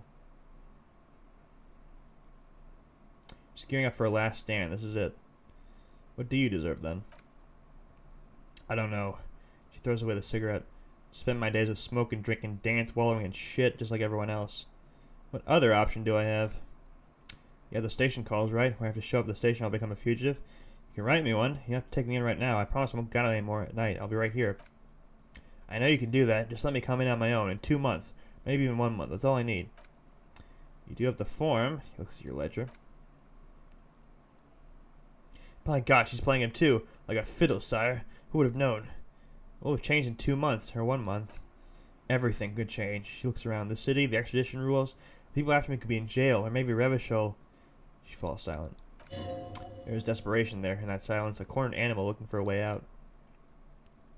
Maybe Revachol could be free. I could be tried in a free Revachol, an independent state that doesn't hand its detainees over to the moral intern. A free Revachol. There's a low, distant rumble on the motor track. A great machine shaking the pillars down south. Electricity runs up your spine. I find that hard to believe, miss. Handcuffs jingle in his hands. What was that feeling? It's coming. That's ominous. Okay. I also find it hard to believe. Don't. The world can change. It has changed before. She looks at you, frozen to her spot. That's not the answer she was hoping for. Thought you were some kind of patriot or communard, did she? I made my choice. She looks at you in silence, her face filled with fear, lips parted. Wait, if you arrest her, Kim will have to transport her. You'd be without your partner for the rest of the day. Oh, shit.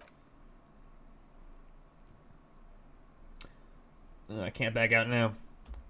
Shut up. He's making a decision and it's his to make. Oh, man, there's supposed to be a volition check with her that you could take.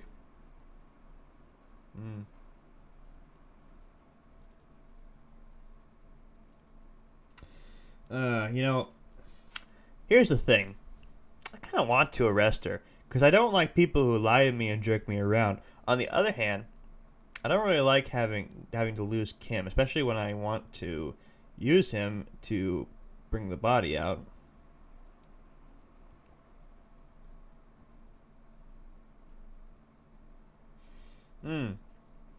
What do you guys think? I'll leave it to the audience. What do you two think? We'll leave it to majority vote.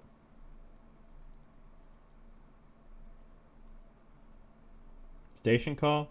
Isn't it the same as letting her go?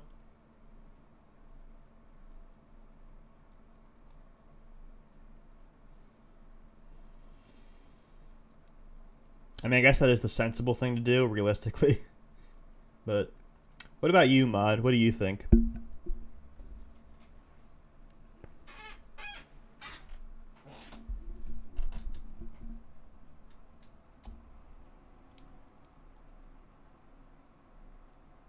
It's basically making the moral intern do their job. I guess you're right about that, yeah. Mod, what do you think? Arrest or no?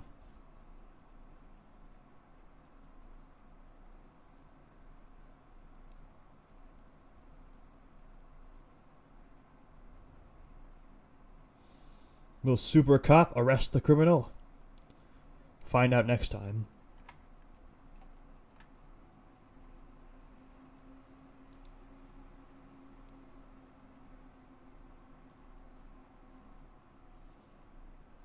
Maybe they're catatonic because you didn't do karaoke yet. Real. Alright, fine. Let's write you a station call. If you miss it, I can't help you anymore. I won't. She takes the slip, shaking visibly, then she collects herself. This may have been a grave mistake, sire. I promise I'll be right here at all the time nights, too.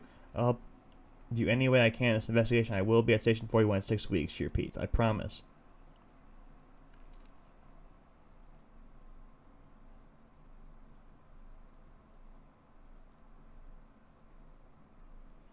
Your real name isn't Claude Yamandu.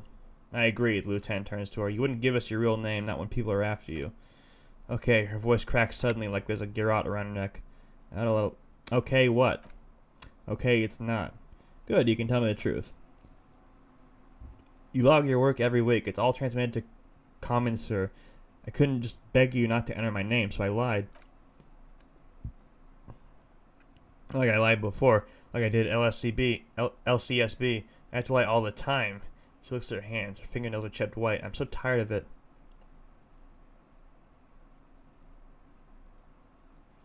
Was the passport bullshit too? That passport you keep hidden? No, it's submerged in a plastic buoy on the coast and the reeds. It just doesn't say Clausie Amandu. It says Anog Myers Smith. Falsified documents? Passport and visa, she nods. Given to me by my employer. I can't even use them. My employer probably leaked the name Myers Smith to hurt me. Why would they do that? I didn't show up to a rendezvous. I don't take that lightly. She rushed to explain. I didn't show up because I was afraid they'd do something to me. The job was finished. I'm just a liability now. She fears an arrest right here and now. This has been an awful turn of events for her. Where's this buoy? West of the boardwalk, in the reeds, on the coast there. She points towards the clump of ruins on the western horizon. I put it there when I first arrived. Haven't been there since. I'm not sure I could even find it now. It's useless. Yes. You're welcome to it. It's in the reeds northwest of here, past a broken sewage pipe, right near the water line. Real name? It's Katarzyna Lazi. The smile on her face is timid, almost painfully so. It's a Grad name, Zizimsk or Yugo-Grad in origin, not Occidental at all. It smells of motor oil, taiga, economic distillation, and rock music infused alcoholism.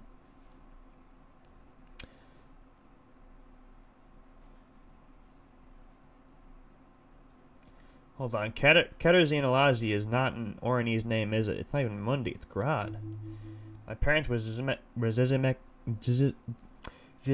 immigrants. I don't know how the fuck to say that, but I'm nationalized. Oranese. All I remember is Orange. She's silent. Alazi is my father's name. Of course, she doesn't look like an Oranese woman at all. I should have guessed. He don't look Oranese. I've always had that going for me. I only have the birthmarks of an Oranese woman. I'll just keep calling you Clausie. That's cool. She looks at the ashtray, then up to you. She doesn't feel like a Clausie. She feels like nothing.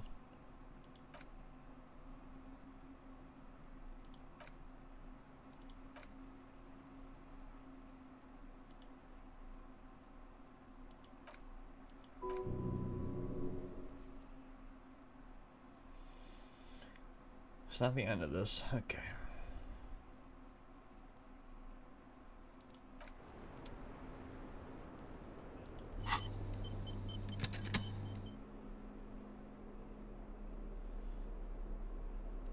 Hang on. Shivers check.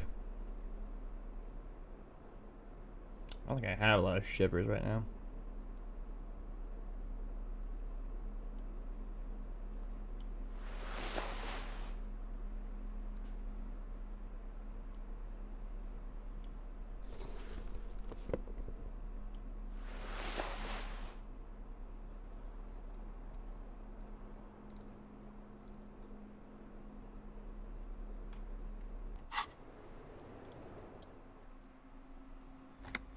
Yeah, that's not, oh. Yeah. Nothing happens. The master droplets above the planetary body, colorless, merging into one another. The sky's low and cold. You hear the distant murmur of motor connection somewhere south of here. That's all. Nope, don't know what that is.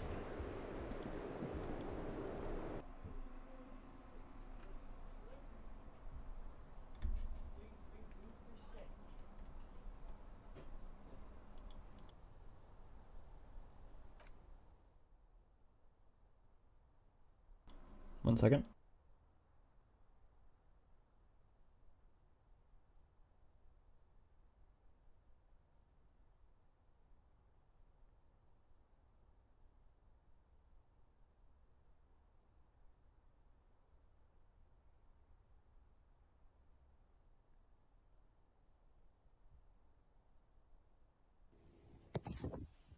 Hi. Oh my God! What are you doing? Get the fuck out of here!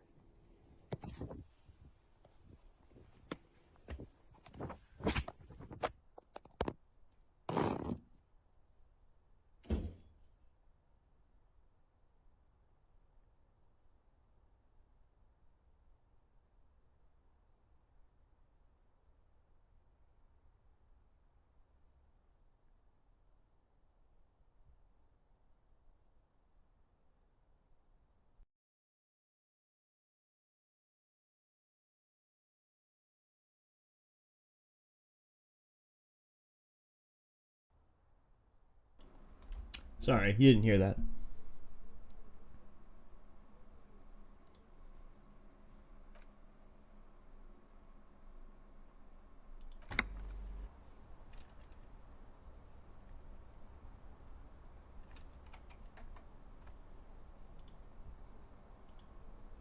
There we go.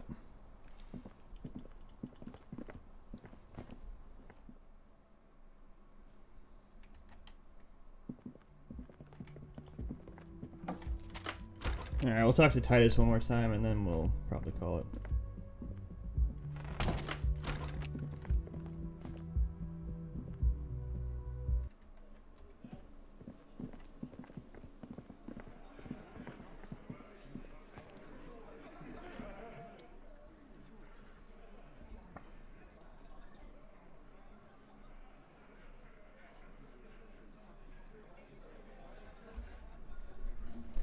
Okay, I talked to Clausy and now I talk to Ruby. Why? He leans back and regards you with curiosity. Tomorrow, ham sandwich man will sing.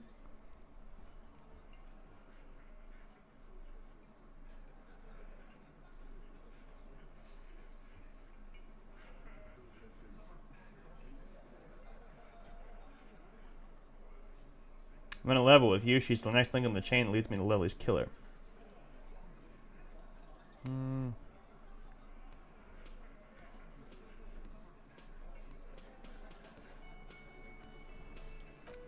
Sounds like you're making her a suspect in this. Not on my watch, you're not. Ruby's one of us. We're not gonna throw her under your moral intern steamroller. Fuck that shit. And fuck you too, moral fag. Throws a glance at Titus. The last syllable leaves his lips. The big guy sighs. Ruby's missing. If you hide from the police in a murder investigation, you become a suspect. You know how it works, guys. That's nothing. That's just legalese. You don't even have a sound theory. He crosses his arms. I don't want to be rude, but we're trying to get some R&R here. I think you could fuck off now. I think we'll keep sticking around, Titus. You'll be surprised how quickly a theory presents itself if you keep looking. The corner of your eye, you see a little bird flying into the bush right behind the window, behind Titus's back.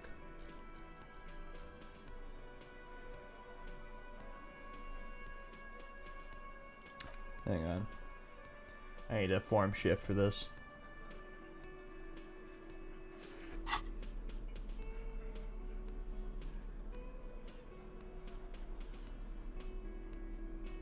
I think we have everything that increases logic right now, actually.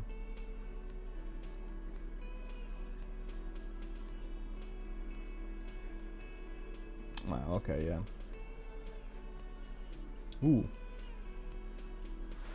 Yes!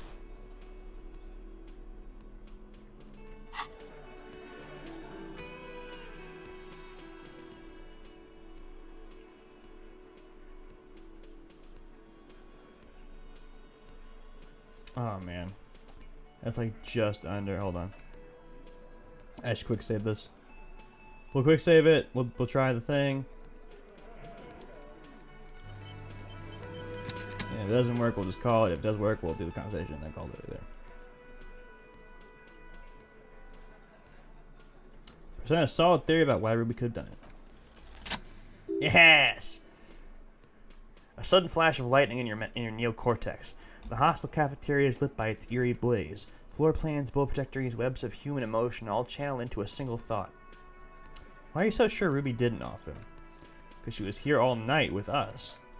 He's cobbling together shit so he can put her away. It's Cop 101.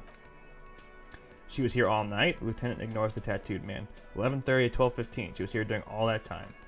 Yeah, with us, drinking, near the stage there. He points to the karaoke stage. She didn't go out for fresh air for one smoke? No. In the whole 45-minute window, she was with you all the time. Alright, she took a fucking leak, okay, for one moment. Maybe she went out too. She has an operation to run from her lorry.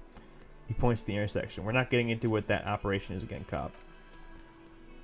And just because she was gone for 5 minutes doesn't mean she magically got to the roof and shot him. He taps on his temple. I've been through this. It's not plausible. Alright, we're in. We got Ruby unaccounted for during some time during the window. This is crucial. Now let's place her on that roof. A skilled Sambo artist could have climbed the outer wall like a spider. You do agree the shot came from the roof, right? Why not? You can't draw a straight line that Clause's window from any of the surrounding buildings, not from what I know about Martinez. Maybe from the coast, but like I said, I've been too busy dealing with you idiots, so no. He shakes his head. I don't think it was a sniper, it was close up. There's a 72% chance that the bullet came from the roof. 72%! He picks up his beer. There's a percentage and all. Where'd you get it from? Your guys in the lab? The Shamrock Ballistics lab. I analyzed on the spot. Turns out I can do that. No, you can't. I know what you did there on the weekend. People talk, and what they say doesn't sound like a science cop. You're a madman. Those numbers were an ass pull, man. Yeah, and they don't put her on the roof either. It's just mumbo jumbo. He hasn't even got shit. Ruby could have gotten to the roof from somewhere inside the whirling. The only way up there is through Claus's room. Well, she was there. How much do you guys know about this place? I've only been drinking here for what, 6 years? He looks around. How much do we know? Been thinking of getting whirling and rags tatted on my ass, boss. There you go, tatted on his ass. We know the place. There's a locked door in the kitchen and on the roof. Ever been through those? No, but that doesn't prove anything. It's just 2 doors. We're not giving you Ruby for that. She's one of us. What if those 2 doors are connected, Eugene? Is that your name, Eugene? Lieutenant leans closer. If they're connected, she could have gone to the kitchen, gone up, shot him on the roof, then come down, all in 5 minutes. How about that? Yeah, she could have. This is one long shot. He shakes his head, but the look in his eyes shows interest.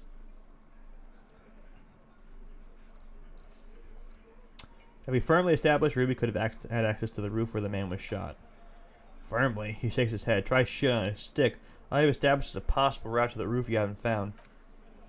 And even then, a route doesn't put that bullet in the merc's head. A gun does that, and Ruby doesn't carry one. Phase 2, murder weapon. Get a gun in her hand. If not, then at least a shadow of a doubt in the shape of a gun.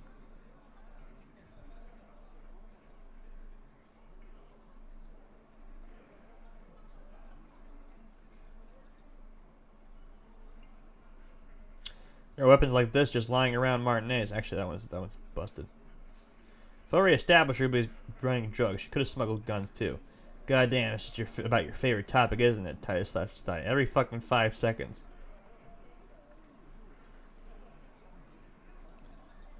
All I'm saying is, from what I saw in her cabin, she'd have no trouble getting a gun. Trouble? This is Revachol. Even the roid heads in the gym had a carbine. No one has trouble getting a gun. I still never saw her carry one. He's angry because he knows you're right. What he's saying only confirms your theory. I've analyzed the bullet that killed him. It was jacketed. So? The man shrugs and looks at you. So it had to come from a breech-loading rifle, military grade. He turns to you. Not even you militia monkeys have those. He doesn't wait for your response. This goes against your everyone has a gun theory. If it was military grade, how'd Ruby get it? Just because it's rare doesn't mean you can't get it. Cop, that's exactly what it means. That wasn't strong. There are weapons like this just lying around in Martinet. That looks antique, a Bell McGraw. He takes the gun and inspects it and hands it back to you. It's inoperable. Where'd you get it? There's a cellar under the bookshop. It was hidden there. Were others just like it? 20, maybe 30 rifles, Titus. Also broken, but still, there were too many. There must be other caches, too. God damn it, we need to close that dump down for good. He nods to it. It's a goddamn breech loader, too. Find one that works and you got a military-grade weapon and shoots jacketed ammunition. He shakes his head. He sees it. This is coming together. He must. Time to really close the deal. Show them the bullet. This is the bullet that did it. 4.46mm. The Bell McGraw used the same caliber. The blonde man looks at the mushroom Deathbringer in the evidence bag and says, yeah, the bitch is jacketed alright. 4mm too. Ugh. Goddamn. His eyes follow the evidence bag back in your pocket. It's not proof, but it's a possible murder weapon. Close to her. Too damn close. He squints. You have been thorough, I'll give you that. The small 20% chance that the shot came from beyond the roof. Yes, goddamn, I know what a 72% chance means. It means there's a 20% chance it isn't that. He thinks for a moment. And 20%, 8% chance, no small chance either. Just making sure we're on the same page. The 10% take note. It doesn't all fit. We're just sharing info candidly. Titus doesn't reply. Probably a good sign. Didn't say I'd prove she had the murder weapon. Just that we need to find her. Alright, he nods. Keep talking. I'm getting a bit curious about some things myself. T, we're not seriously considering it, are we? He almost gets up from his seat. Ruby wouldn't do this. Why would she do something like this? Phase 3, motive. The last component.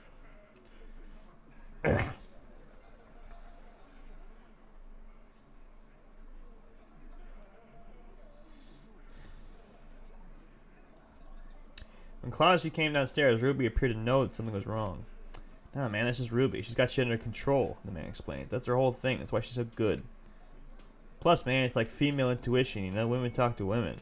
He peeks at Titus, which is sort of like why we need someone on the team who they talk to. Yes, female intuition. That's what it was. You're right, Eugene. Yeah, exactly. Why not, man? Wishful thinking has no place in a police investigation, the lieutenant tells Eugene, his voice mild but firm. A more serious consideration that you wish to avoid is that she knew what happened because she did it.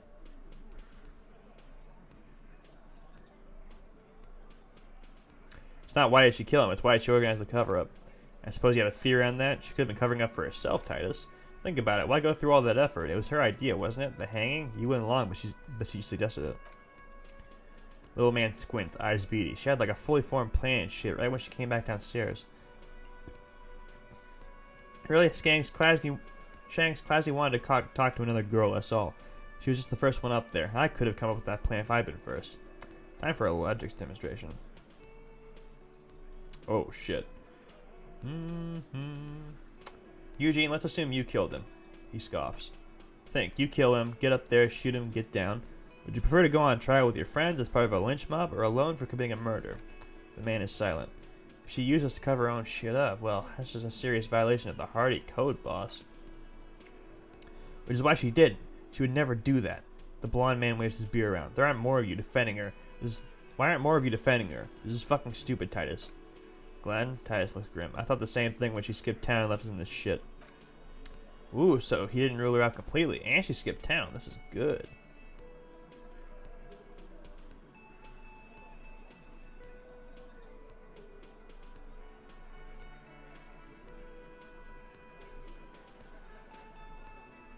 Maybe it's all part of a leadership challenge against you, Titus?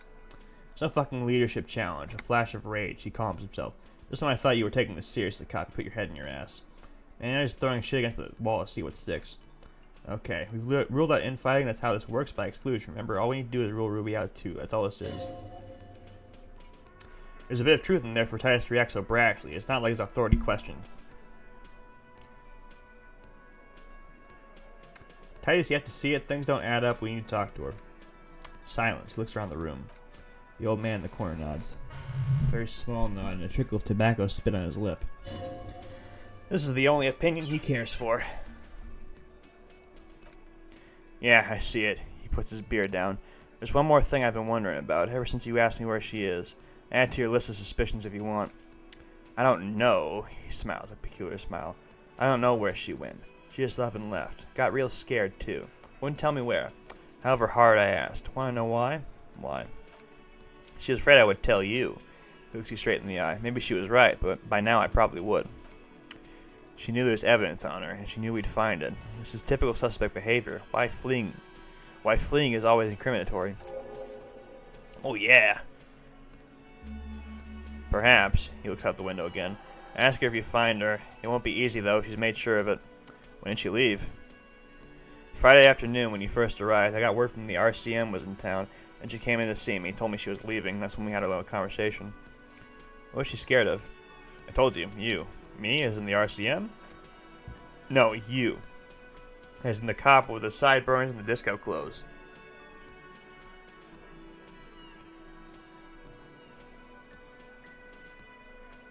Don't forget the funny tie, too. How can I forget? He nods to your tie. You and I are going to dance in the moonlight under a billion stars.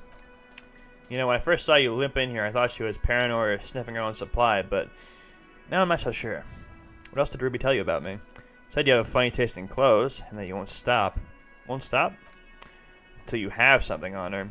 Said she's heard of you from Jamrock, that you're a human can opener, that you play suspects against each other, open them up like cans. Hang on. I'm going to do this. Lodge off. Fucking hell, tattooed man shakes his head. Titus, did he just open Angus up like a can? Yeah, he did. He nods. Now we can whine about it. Whack him, or we can go on with our lives. I'm having a go on with our lives kind of day, Al. How about you? It's not an actual question. Silence. He nods. Is that true, Kim? Am I a can opener? You are insistent. Anything else? Anything? Yeah, there was something else. She wouldn't tell me, though. Could see she wanted to. It was burning on her lips. This cop, Titus. This cop, he just too scared. Scared? You should be too. Strange fear creeps over you, a metallic taste in your mouth. Change the subject. You have any clues to where she went? She's not far. We know that much. She didn't take her lorry. She's on foot.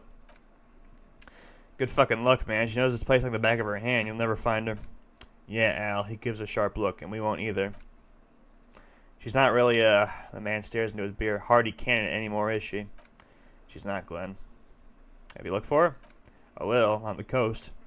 Where have you looked for her more precisely? More precisely, on the coast, past the waterlock. He nods southwest. She's not here, so I'm thinking she's there. Tell me where I start looking?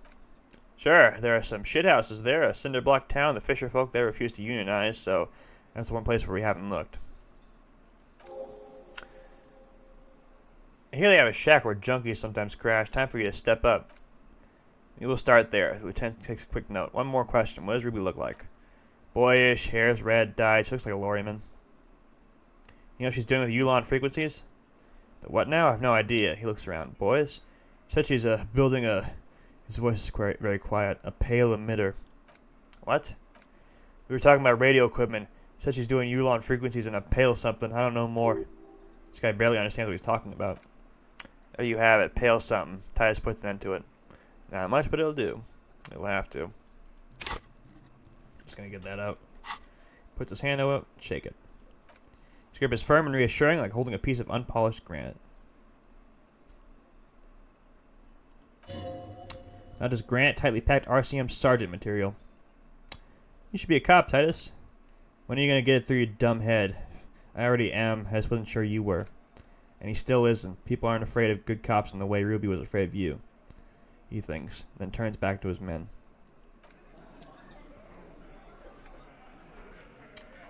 Alright, that's the 2-hour mark. I think we're gonna call it there.